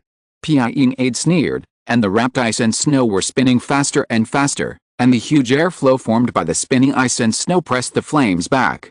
The prerequisite for Maureen's flame to ignite the ice and snow is to touch the ice and snow, but Pying is very experienced. He used a very light airflow magic to prevent Maureen's flame from spreading. Maureen was indeed inexperienced. He remembered what Arnok said at the beginning, that learning combat magic was to prevent it from happening. It turned out that Arnok had seen it farther than him. The flame summoned by Maureen swayed in the wind. It had powerful destructive power but could not touch Pying's ice and snow. Every time it spread out, it would be blown back by the airflow. Not only that, this violent whirlwind was getting closer and closer to him. Once he was suppressed by this whirlwind, he would probably be torn into pieces in an instant. But Maureen quickly calmed down. He looked at the rotating airflows and his heart moved. Changed in an instant. The magic wand was swung out, and huge pieces of wood appeared from the top of his magic wand. These pieces of wood were torn by the rotating airflows, and were swept into the airflows, spinning rapidly along the whirlwind. The flames are raging. Maureen turned his wand again, and the wood burst into flames with a crash. The flames spun faster and faster in the airflow. The endless wood burned in the whirlwind, and soon the whirlwind was transformed into a whirlwind of flames. This whirlwind belongs to me. Maureen waved his wand, and the scorching heat made the whirlwind shake unevenly, and it suddenly collided with the outer layer of rotating ice and snow. The ice and snow were instantly torn by the whirlwind of flames and all caught fire. Boom! All the ice and snow exploded and turned into Maureen's flames. What? Pying Aid flew out and looked at Maureen gloomily. He didn't expect Maureen to escape in this way. This whirlwind is back to you. Maureen swung his wand, and the whirlwind of flames in the sky turned upside down and rushed towards Pying Aid. Pying Aid didn't expect Maureen to break through his magic so quickly. He waved his wand and swept forward. A sharp green light slashed out and dispersed the whirlwind in an instant. But the flames were still floating in the air, with no intention of disappearing. Although Pying Aid could not deal with these flames, they could not hurt him either. As a wizard who had lived for hundreds of years, he was not easily defeated by these flames. The icy wind and snow around him intertwined again, colliding fiercely with Maureen's flames. The two extreme magics created a violent roar, and the light illuminated the entire canyon. The terrifying and surging airflow surged rapidly, and the atmosphere of the entire canyon became extremely agitated. Boom! With a huge explosion, Pying Aid's ice and snow dissipated in the air in an instant. He could only retreat again. Maureen's flames roared violently and surrounded Pying Aid from all directions, but Pying Aid used his magic wand to quickly create a brown door in the air. The door opened, revealing an endless sea. All of Maureen's flames were introduced into the door, igniting the sea. Bang! Pying Aid closed the door, and Maureen's flames disappeared completely. Pying Aid's special magic in the painting was very powerful. He couldn't handle these flames, but it was enough to lead them to other paintings. Not only that, Pying Aid also understood a fact. Your potion won't last long, Walker, do you think I don't know? Pying Aid laughed, waved his wand forward, and once again blocked the violent flames that Maureen cast again. His figure flashed and retreated to a distance. You can't control this power freely, you can only rely on potions to stimulate it. I noticed it on the train that day. When the effect of the potion is over, what waves can you make? Pying Aid was right. After the flames were pouring out, Maureen did feel that the power in his body was gradually fading. The effect of the dragon flame cold repellent had begun to lose its effect. Even if he had just drunk the usual 3 sips, it would not last long. Once it lost its effect, Maureen could not do anything to Pying Aid. But Maureen was not panicked at all. The latest novels are first published on 69 Shuba. Are you waiting for my magic to wear off? Maureen asked in surprise. That's right, you can't do anything to me, but I can afford it, Walker. Once the effect of your medicine wears off, you can only surrender. Pying Aid said rampantly. Then you may be disappointed. I always thought you were smart, but now it seems not so, Pying Aid. Maureen waved his wand again calmly. You also said that this is a painting. It changes in an instant. Swish. The flames around Maureen were condensed by him and immediately transformed into countless slender bottles. There are probably no less than 100 bottles, each of which is filled with a golden dragon flame cold repellent that makes people happy. These potions should be enough to deal with you, right? Maureen calmly shook the bottle in front of Pying Aid, then took another sip leisurely, smacked his lips, and nodded slightly. The taste is not very good, maybe I can make it into the fresh orange flavor you like. What flavor do you like? Pying Aid, pumpkin flavor or cheese flavor, I can mass produce it. You? The arrogant look on Pying Aid's face suddenly froze, and he was choked by Maureen and almost vomited blood. His whole face became extremely ugly. Asshole. Pying Aid's forward veins were bulging with anger. He almost forgot this when fighting with Maureen's tough flames. If you're listening to this novel on a channel other than Fanfic World, it means they downloaded and uploaded it without effort. We cordially invite you to visit our channel, Mundo Fanfic Novelis. There you'll find the original version of this story and you can explore many other novels of various genres. We're waiting for you to immerse yourself in a world of incredible novels. Chapter 170, The Cunning Rabbit Has 3 Burrows. Ha ha ha. Pying Aid shot himself in the foot. It's so funny. Arnok, sitting on a soft sofa on a cliff in the distance, couldn't help laughing. This kid is quite capable. Dumbledore said with a smile in the distance. Should we help him? No, no, his flames will burn me. I don't want to die for a few hours. Arnok crossed his legs and said leisurely. You're right. Dumbledore seemed to think that Arnok's decision was wise. He also used his wand to conjure a chair and sat down to watch the battle. The 2 leisurely old men were watching the fire from the other side, while Pying Aid was so angry that his liver was almost on fire.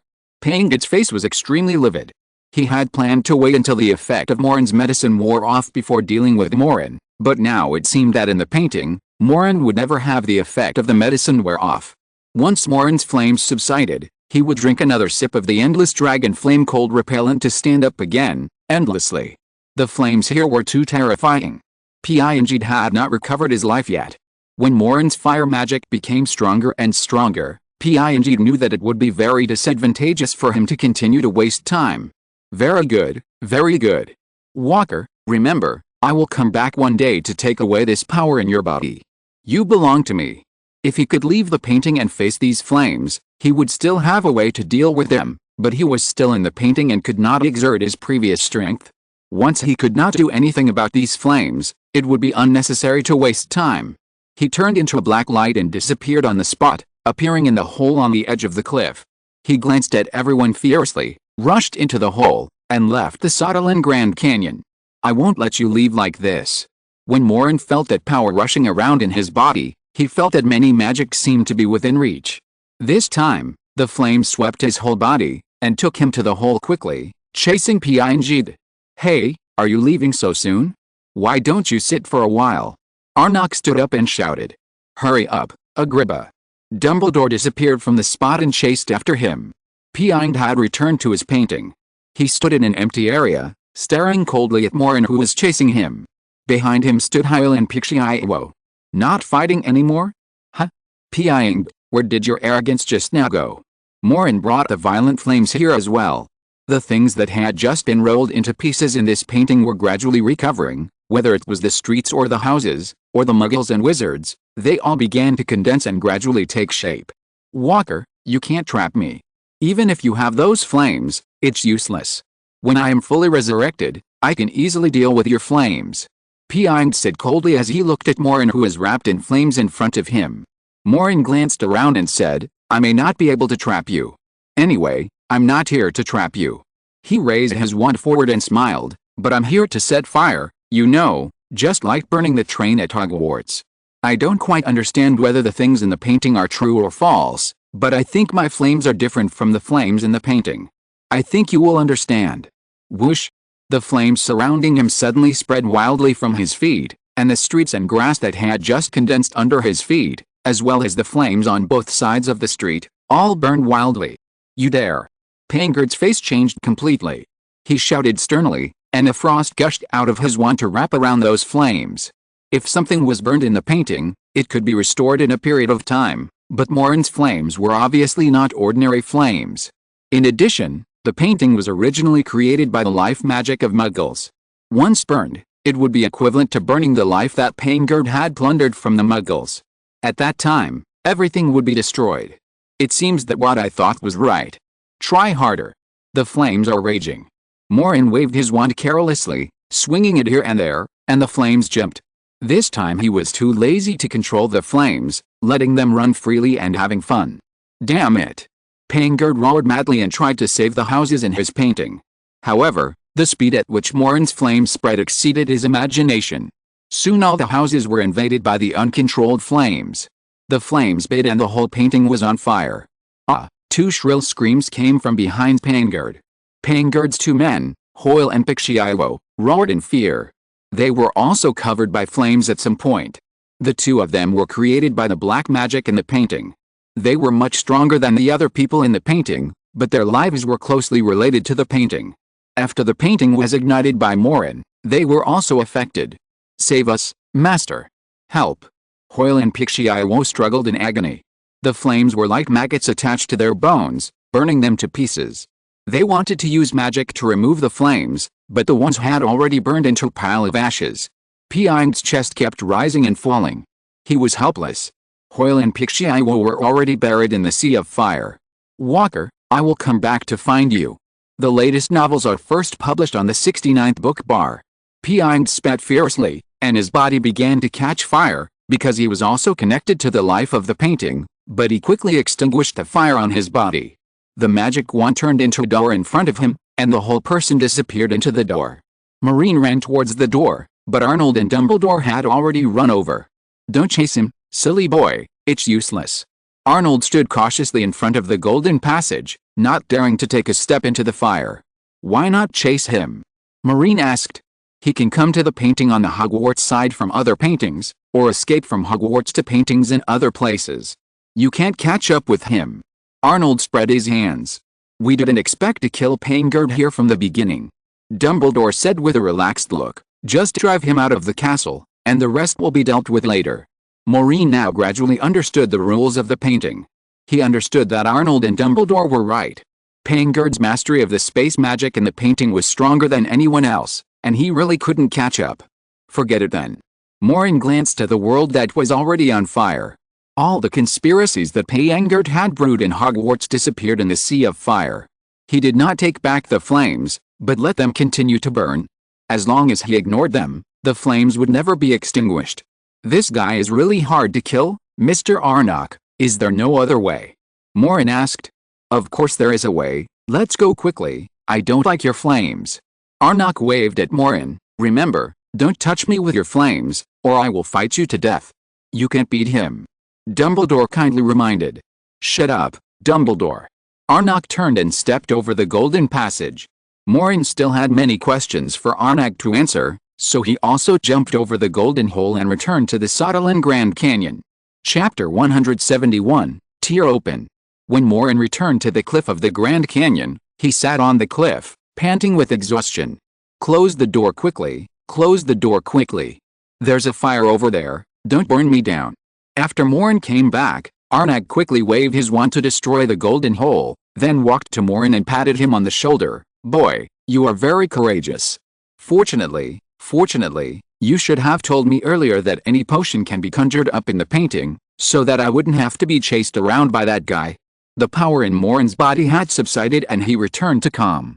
When he entered the painting, Pangard used magic to take away the Dragon Flame Anti-Cold potion. He thought he was probably finished, but he didn't expect that the way to get the Dragon Flame Anti-Cold potion was so simple. You didn't ask earlier. Arnott spread his hands, not feeling guilty at all. Maureen curled his lips helplessly, and after a while he turned his head to look at Arnott. Mr.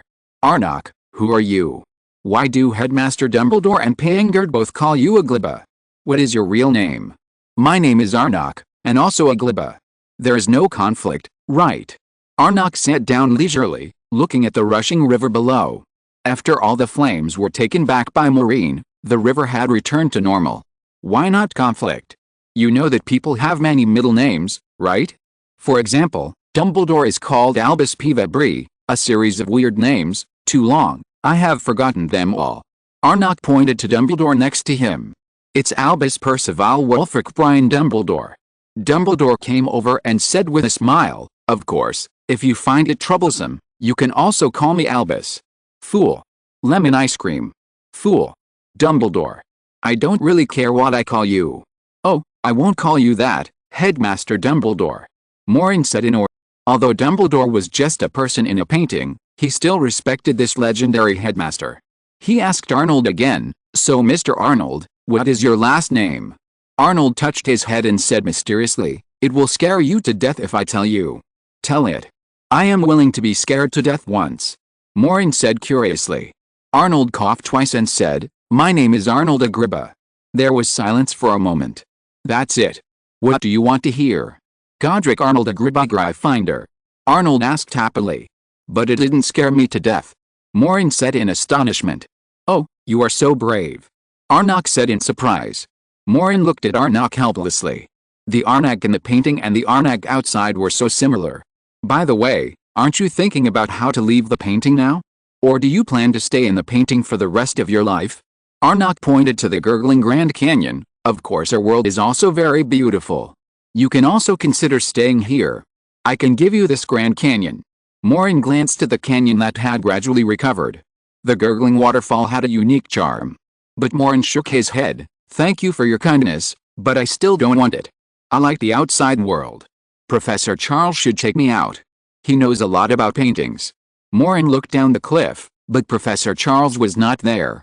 I don't know, Maureen. Professor Charles had already paraded with Sweet and Circa Duggan, and said seriously, when I came in just now, it was Pangard who deliberately guided me. He showed me the door. He disguised himself as pork and led me here. Disguised as pork. Maureen was surprised. So, the person who opened the door in front of me with a magic canvas just now was not you. That person was not me. Professor Charles said. I should have thought of it earlier. I met you on the stairs just now. You also called me Walker, and I thought it was a bit strange. Maureen met Professor Charles on the stairs just now and greeted Professor Charles. Professor Charles usually called him Maureen instead of Walker, and Maureen didn't think too much at the time. Does that mean we can't get out? Sweet asked. Great, so we can fight side by side. Circulate looked very happy. He walked to Maureen and looked at Maureen. You look much more real here. You look very unreal when you are outside. That's the truth. You look unreal when you are outside. Maureen couldn't help but stretched out his hand to flick the sword of glory in Circulate's hand. The sword made a crisp sound coldly. It was obviously not an ordinary sword. This sword looks good. How does it compare with Gryffindor's sword? Maureen asked. The latest novels are first published on 6th book bar. For a swordsman, the best is what suits him. Circulate coughed twice and said seriously. Now Maureen would not underestimate Circulate. This guy was crazy and mad, but he was a hidden swordsman. Maureen had never known that there were swordsmen in the wizarding world. He knew that many things contained magic, but he didn't know that swords could cast magic like this. By the way, Circulate, you are so good at swordsmanship, why are you usually chased by the little dogs in other paintings? Maureen couldn't help asking. If any person in the painting wants to laugh at you, you can deal with it with your sword, right? That's because I am a glorious knight, my friend, and the sword of a knight only declares war on evil. This is the spirit of chivalry. Circulate said carelessly. Those companions and small animals in the castle, they're all playing tricks on me. I won't use my sword against them. Maureen looked up to this crazy knight again. By the way, if you have time, you can teach me the magic of the sword. Maybe I can become a swordsman. Maureen said enviously. Circulate's swordsmanship left a deep impression on him. Hoyle would be chopped down by Circulate when he jumped into the air. Don't be silly, my friend. Your magic is much better than mine, okay? Circulate envied Maureen's terrifying flames. But to be honest, I also want to learn how to operate. I don't know much magic, only swordsmanship, so that next time I won't fall into the river in the painting and drift with the current.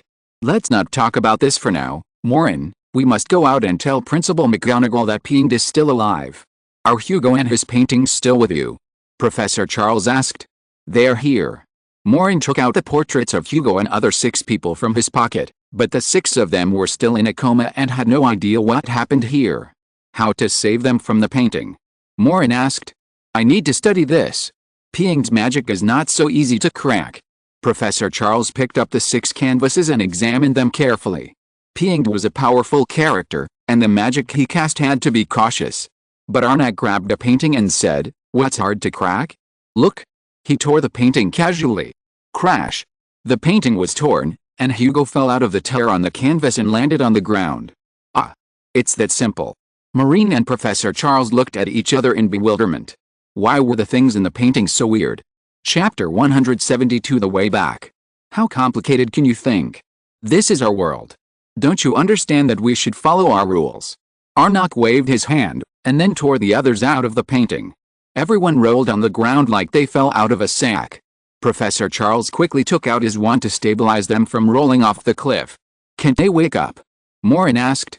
Arnak tapped Hugo's head with his wand, opened his eyelids and took a look, and said, they are fine. They should wake up on their own in an hour or two.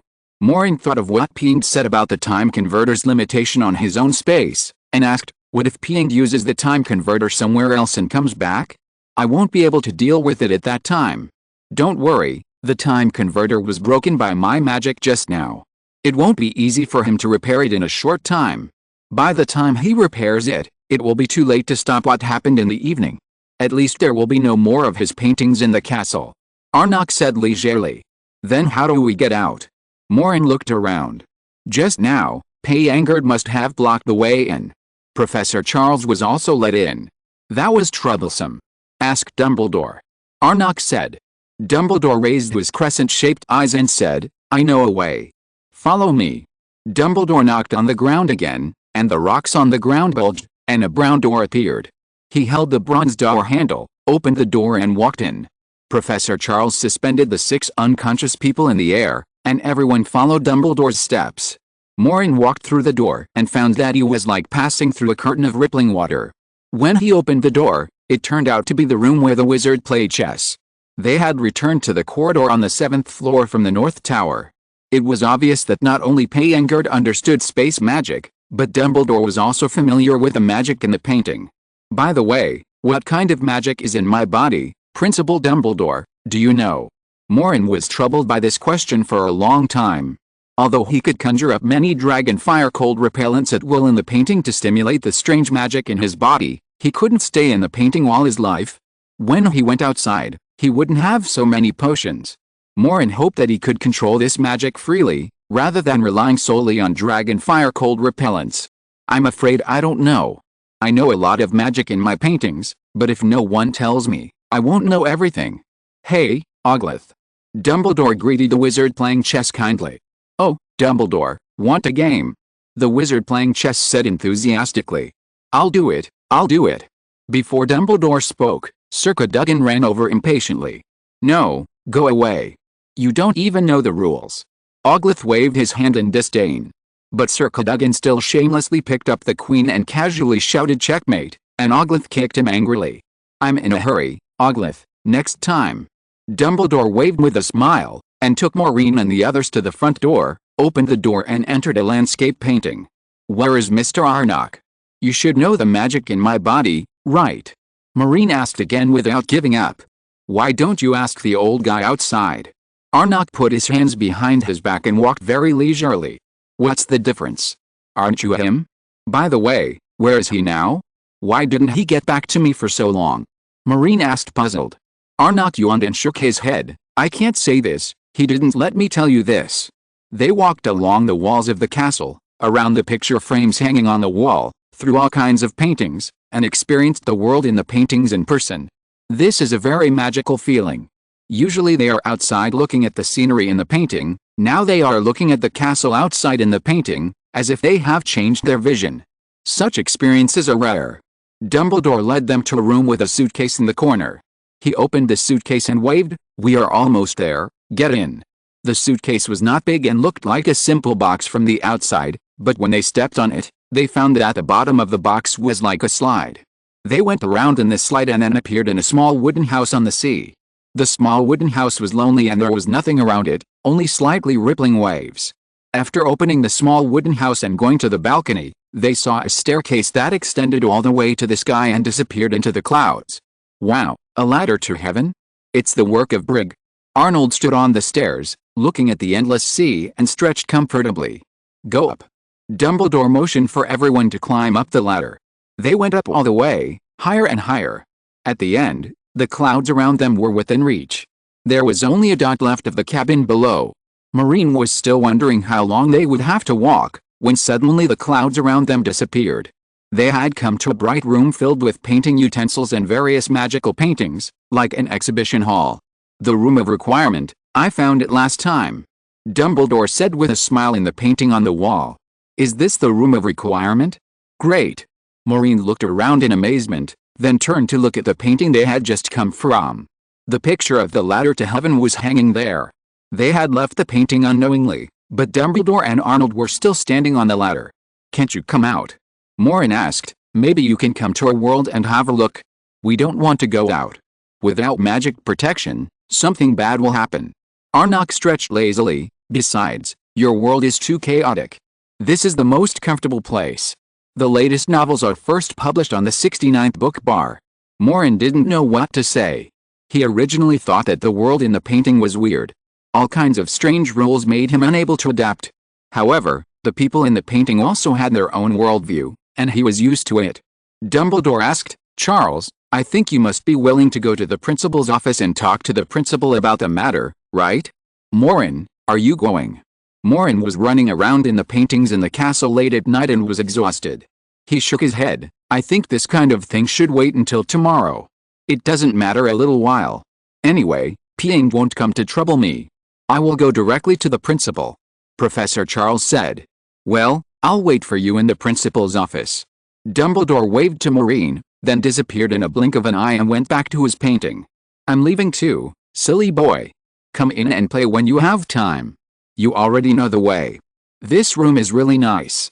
Arnold looked at the room of requirement and then disappeared as well. Great, I can finally regain my territory openly. Sir Cadogan had already run back to his photo frame and stayed in Maureen's pocket. Maureen walked out with Professor Charles and Sweet, opened the door of the gallery, and found that they were at the end of the corridor on the 7th floor, not far away from the abandoned classroom. So the room of requirement is here. Maureen thought to himself, at least this trip was not without gain. Next time he would know how to find what he wanted. Happy National Day. 3 chapters updated today. Chapter 173 Useless Brain Wake-Up Agent. Hugo and the others were still floating in the corridor. Maureen ran towards the classroom. The magic canvas covering the door of the 7th floor classroom had disappeared. He walked into the classroom and saw Ping's painting, but this time the flame was still burning in Ping's painting, and it has not been extinguished yet. It has become my work now. Maureen touched the painting in amazement. His strange flame actually became a pigment, which was really weird. He said happily, maybe I can sign it too. No, that won't work. Although your flame is always burning in this painting, I still have to take it to the principal and it should be destroyed. Professor Charles shattered Maureen's fantasy, then took the painting down and said to Maureen, you take the 6 of them to the school hospital first. I'll go to the corridor on the 7th floor to take away another similar painting. The school's paintings must be thoroughly checked. Pangade's works are no longer worthy of staying in the castle. Maureen shrugged regretfully, took circulate out of his pocket, and said, oh, by the way, Professor Charles, hang circulate back. He was there anyway. No, I'm going to stay in this corridor and continue my patrol. Next time I see Hoyle, I'll judge him with my justice and glory. Circulate said proudly, waving his sword. That's fine. Professor Charles and the others walked out of the classroom, took out their wands, restored circulate's painting to its original size, and hung it next to the Sodalin Canyon. However, circulate disliked the Sodalin Canyon, and he had a great shadow on the canyon. After repeated bargaining, Professor Charles finally hung it on the wall opposite the stairs, where Pangade's painting was originally. My neighbors will be happy, they welcome me. Circulate smiled and greeted his neighbors, but it was still early in the morning, and the people in the paintings were sleeping. No one answered him. A fire dragon not far away was awakened by him and gave him a warning look. I'm exhausted, I don't want to go to class tomorrow. Maureen rubbed his eyes, and his body felt as heavy as if he was filled with lead. There's still training tomorrow afternoon, isn't it? Sweet said sullenly. Maureen then remembered that he had run back from 24 hours later. The problem was that he had already participated in training once, and there was no point in participating again. He sighed helplessly, glanced at the unconscious Poker, and said, Poke is back, but he hasn't woken up yet. Maybe we don't have to train tomorrow. After Professor Charles left, they took Hugo and the other 6 people to the school hospital. The castle was empty, no one was there, everyone was still sleeping, Hogwarts was still peaceful. No one knew that an old monster who had lived for hundreds of years almost resurrected from the painting at night. When they walked to the 3rd floor, Sweet suddenly said, don't you want to ask me something? What do you want to ask you? Maureen yawned carelessly, as if he was very sleepy now because he drank too many potions and consumed too much physical strength. Don't you want to know? Sweet asked back. A person who goes to the Forbidden Forest early every morning, born in the mysterious Clive family, and is used as the second sacrifice by Pangade, and who also uses strange magic to temporarily resist Pangade. There are many secrets in Sweet. It doesn't matter. Everyone has secrets. I still have a lot of things to figure out. Maureen grinned. He pointed his wand at Hugo and the other 6 people, and asked them to be careful not to hit their heads against the railing of the stairs. Sweet's expression eased a little. Perhaps he knew about Maureen's ability, or because he had experienced an incredible adventure with Maureen, he didn't look as cold as usual. They handed Hugo and the others over to Madame Pomfrey. Madame Pomfrey was still wearing red plaid pajamas. She was also puzzled by the 6 students who came here in the early morning. She arranged beds for the 6 people and asked them what happened. It's too troublesome to explain. I think Professor Charles and the headmaster will come to explain later. I'm going to sleep first. Maureen yawned and walked towards the stairs, ready to go back to the common room on the 8th floor. Sweet glanced at the sparse stars outside and walked to the 1st floor on his own. He probably had to go to the Forbidden Forest to do something in the early morning. Maureen shrugged his shoulders and didn't care. He just wanted to sleep now. Maureen had only slept for a few hours when James ran into his dormitory to wake him up, saying that Principal McGonagall wanted to see him. He could only walk to the principal's office on the 3rd floor with sleepy eyes. How can I get in? Maureen stood in front of the ugly monster and yawned. Oh, Maureen, you are here. The password is to be strict with yourself. Dumbledore appeared on a painting next to the monster and said with a smile, she is stricter. My passwords were very casual before, such as big cockroaches and small ants. Come quickly. Everyone is waiting for you in the principal's office. Dumbledore had disappeared in the painting. Be strict with yourself. Maureen dazedly said the password to the ugly stone monster. The stone monster jumped to the side, and the wall behind it broke into two halves. Although it was the first time to go to the principal's office, Maureen didn't find the moving statues and spiral staircases in the principal's office new and strange. He had seen too many strange things last night. The dragon and the phoenix chased him in the castle all night. The moving statues in the principal's office were nothing. The principal's office was very tidy. Everything was in order, neatly arranged, and spotless. Various folders were regularly sealed in the bookcases with glass doors, with labels of different colors on them. Each color of label folder was classified and placed separately, which was in line with the rigorous style of Principal McGonagall. Sit down, Walker. Principal McGonagall sat in a high-backed chair at the back of the office with a serious face. She waved a chair with her wand and asked Maureen to sit down. In addition to Maureen and Principal McGonagall, there were Professor Flitwick and Professor Kane, Professor Francis and Professor Theodore, and Professor Charles, who was involved in the incident. Dumbledore sat on the chair in the frame and looked at Maureen, but he didn't see Arnold in the painting. Instead, there were many portraits of past principals discussing something curiously. Professor Kane is the head of Gryffindor. He came over and patted Maureen on the shoulder, looking a little worried. Are you okay? Maureen, is what happened last night true? Professor Kane had obviously heard about what happened last night. It should be true, right? Maureen felt that he had to go back to catch up on his sleep. He didn't sleep for 5 hours. Of course, it's also possible that I was dreaming. This is the best. The latest novels are first published on the 69th book bar. He was very sleepy. Walker, I should have let you sleep a little longer, but there is no way. This matter must be figured out as soon as possible. Headmaster McGonagall gestured to Professor Theodore. Professor Theodore took out a bottle of purple potion. This is a powerful brain awakener, Maureen. 1 sip can keep you from sleeping for 2 days and 2 nights. Maureen took a sip. How do you feel now? Professor Theodore asked. I don't know. Maureen shook her head. The potion entered the body and disappeared without a trace.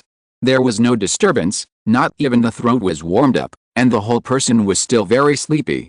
1 sip of the brain awakener should be enough. Principal McGonagall was very confident in the brain awakener. She continued, now I need to ask you a few questions, Walker. I hope you can answer them well. What questions? Maureen felt that the so-called powerful brain awakener was useless. He was too sleepy and couldn't help yawning. What secrets do you have? P-Ingot can't do anything to your flames. Principal McGonagall asked seriously. Maureen didn't know how to explain it. He didn't even understand the power in his body. I don't know, P-Ingot may be made of paper and afraid of fire. Maureen rubbed his eyes. By the way, Professor Theodore, did you really take the right potion? Why am I still very sleepy? He could hardly open his eyes. Chapter 174 Too Sleepy. Walker, this is not the time to joke. Principal McGonagall raised her voice. You can't avoid this problem by being tired.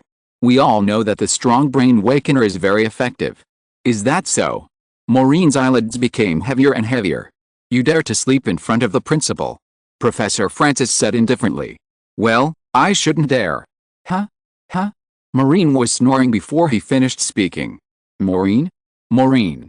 Professor Kane shook Maureen gently. Maureen responded in a daze. Is he really asleep? Several professors looked at each other. No one expected that Maureen would sleep in front of everyone, especially in front of the principal. He didn't give any face at all. It was really too bold. Professor Theodore walked to Maureen and touched Maureen's arm with his wand. A purple light sank into Maureen's body. Strange? The strong brain awakener is no longer in his body. No trace of the medicine can be detected. Professor Theodore was extremely surprised. This was the first time he had seen such a situation. He may be exhausted. After all, he had to deal with a powerful wizard like P-Ingot last night. Why don't we let him go back and have a good sleep? Professor Flitwick suggested. He has always been patient with students. Headmaster McGonagall shook her head and said, no, if this is true, Then how to deal with Ping is urgent and can't be delayed. 1 more minute of delay means 1 more minute for Ping to realize his conspiracy. We must know whether Maureen has figured out Ping's weakness. But Maureen's snoring was very even, and he ignored everyone at all, leaving every professor helpless. Dumbledore said in the painting next to him, "Strong brain stimulants don't work on him. If it were me, I would give him a sip of iced lemonade. Will this work, Mr. Dumbledore?" Headmaster McGonagall raised her glasses in confusion and said, "Will this Muggle drink work better than strong brain stimulants?" The other professors didn't believe that Muggle drinks would work. "You know, nothing can refresh the mind like Professor Theodore's potion. Maybe it will work, why not give it a try?" Dumbledore said happily, "I just like Muggle drinks." Although Headmistress McGonagall thought Dumbledore's suggestion was not very reliable, she still shouted Lulu, and the house elf soon appeared in the office. Headmistress McGonagall asked him to bring the iced lemonade.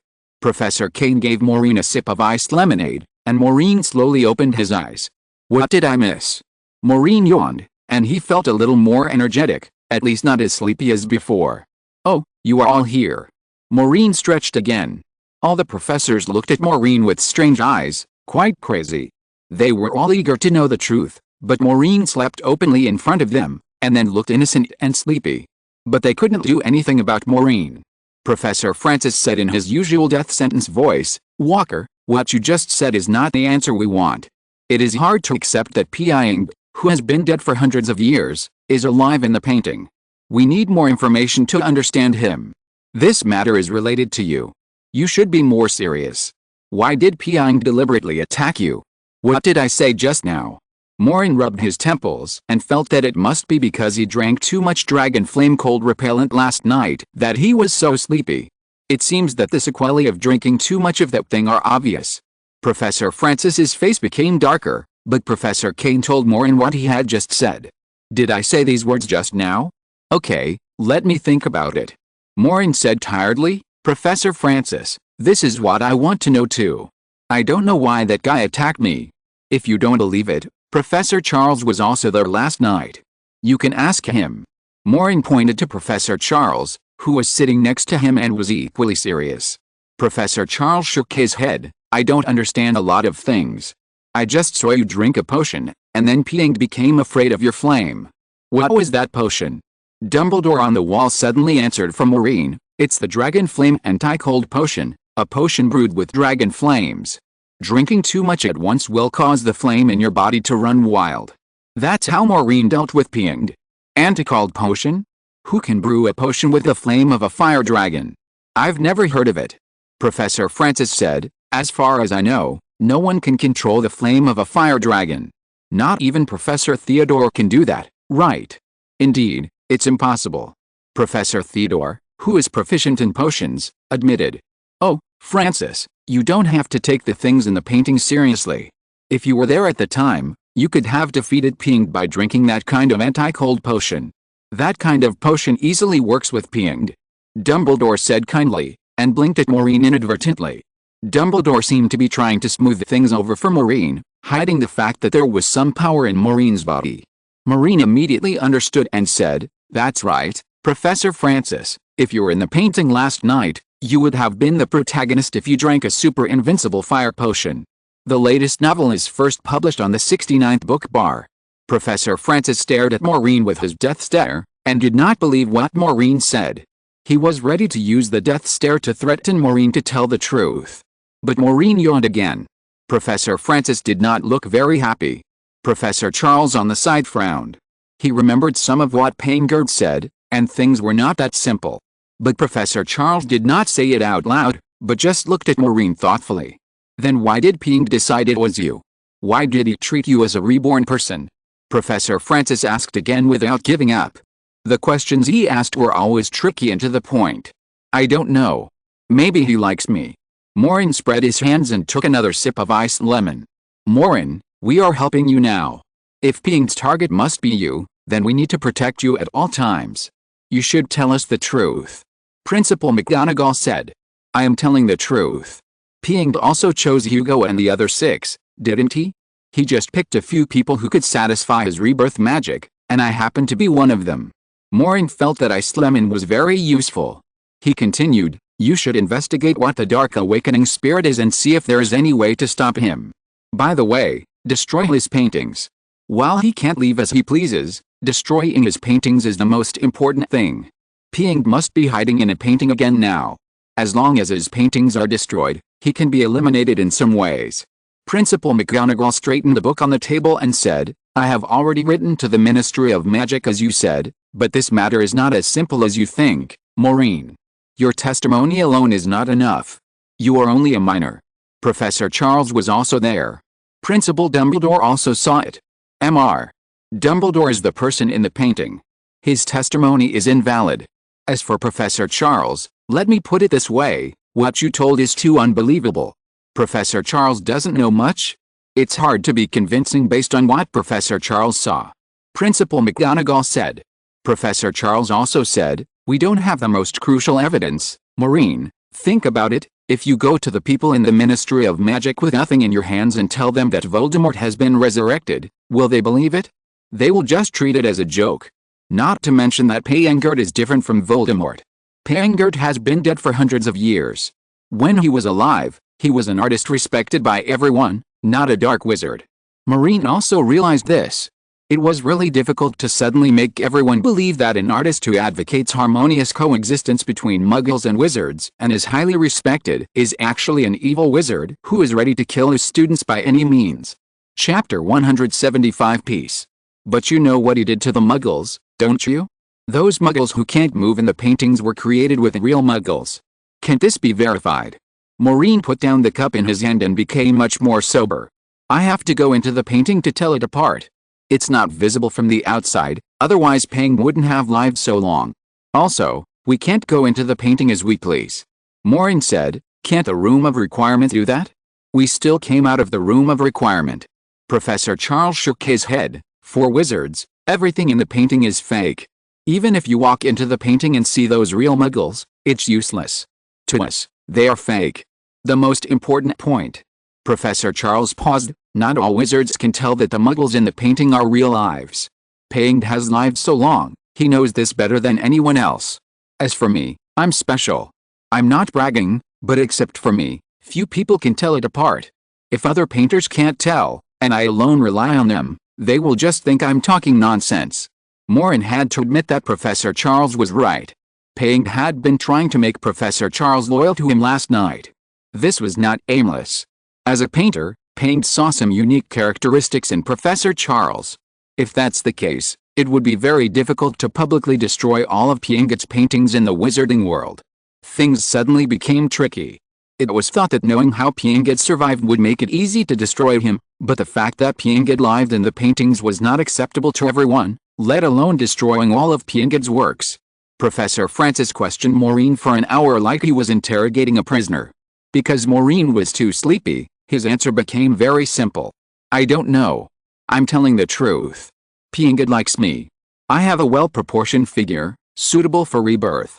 Anyway, things have calmed to this point, and it's useless for him to say anything, so he just dealt with it casually. Including Principal McGonagall, everyone was dissatisfied with Maureen's answer, but Maureen really didn't know how to explain it. When he left the principal's office, Dumbledore appeared from the portrait on the wall and followed Maureen. Mr. Dumbledore, why didn't you tell Principal McGonagall? Maureen asked. Agulaba asked me to help you cover it up. He said that something in your body is what Ping wants. The fewer people know about it, the better it will be for you. Maybe Agulaba will explain the matter to you. Dumbledore brushed his beard and smiled at Maureen. You should trust Agulaba. He is, how should I put it? He won't be wrong. Anyway, keep the secret well. I wish you a happy study in the future. I have said everything I should say. Goodbye. Dumbledore disappeared in the portrait. Maureen shrugged his shoulders. He was quite optimistic. Although Ping would do everything possible to keep an eye on him, he didn't think it was a big deal. If Ping let him into the painting again next time, he already knew how to conjure up a lot of dragon fire cold repellent to deal with this guy. As for in reality, next time, I must bring all the bottles of dragon fire cold repellent from Mr. Arnott. Maureen felt that he could persuade him softly or hard when necessary. Arnott, the old naughty boy, would definitely not be stingy. He yawned. If the sequelae were just an app, it wouldn't be a big deal. Maureen slept for 2 days and 2 nights before he woke up again. Tell me what happened later, Hugo said impatiently. The first thing Hugo did when Maureen woke up was to ask about the things in the painting. After the Dark Awakening magic was activated, the 6 of them lost consciousness. In addition, except for Hugo who was woken up by Maureen that night, Lily and the others didn't know what happened in the painting. Maureen ate a fire snake egg yolk pie handed over by Hugo and told Hugo the story in a simple way. This is roughly what happened. I was not affected by the time converter, and there was a strange magic. I don't know what magic it was. Anyway, Pianged was scared away. Maureen said simply, picked up doi, and swept away the leftovers of doi on the sheets. Awesome! Hugo exclaimed, did you beat that old monster yourself? It was mainly thanks to the magic potion. Mr. Arnold and Mr. Dumbledore also helped a lot. Maureen said. I wish I was there. Hugo punched the air. Dumbledore couldn't beat the Jed, that's someone. He forgot his name. Dumbledore is the person in the painting, not the real headmaster Dumbledore, but he is also very powerful. Maureen thought for a moment and said, don't tell anyone else about this. I don't want to make myself too special. Don't worry, buddy. Hugo took out his wand, waved it in the air, and said with a beaming face, now that you mention it, I think I need to start learning magic well. Next time he comes to catch me, my luck won't be so good. You should learn magic well. As Maureen was talking, he suddenly heard something in his school bag vibrating constantly. He looked through the school bag and found that the parchment that Arnold gave him was constantly moving. Arnold hadn't contacted Maureen for a long time since Christmas. The latest novels are first published on the 69th book bar. He quickly took out the parchment, on which was written a line of words, see you at the old place on Sunday morning. Maureen also had many questions to ask Arnold. Although he had just met Arnold last night, he was the person in the painting after all, and he didn't tell him anything. However, a new problem arose.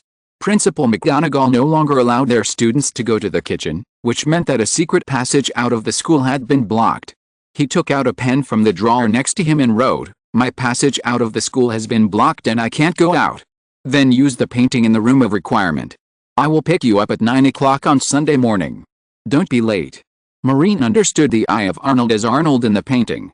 Last time Arnold said that he came through a hidden cave under the Sutherland Grand Canyon. Maybe he could also leave the school through this passage. His study returned to the right track. Everyone in the school was surprised that Gryffindor's Captain Poker was back. Everyone was curious about where he had been for nearly 2 months, but even Poker himself didn't know. He didn't remember anything about the past few days.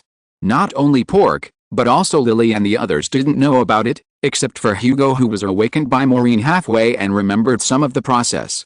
Professor McGonagall was said to have written to their parents to tell them about it, but because the students themselves didn't know, the parents were also skeptical. Sweet knew what happened, but he was a cold person who wouldn't talk nonsense everywhere. The other students could only guess about Pork's long disappearance.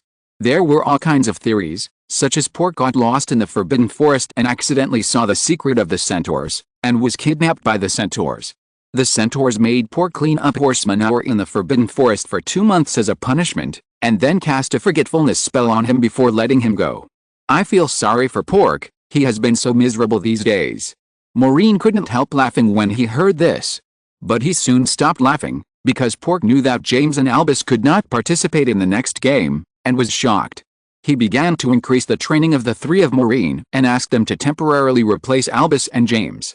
Poker became a training maniac again, as if this was the only way to divert his attention, and everyone began to complain again.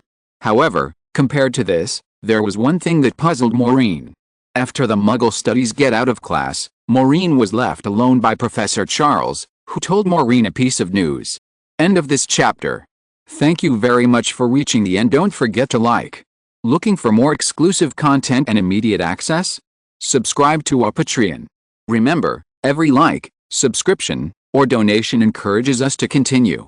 Thanks to everyone. See you in the next video.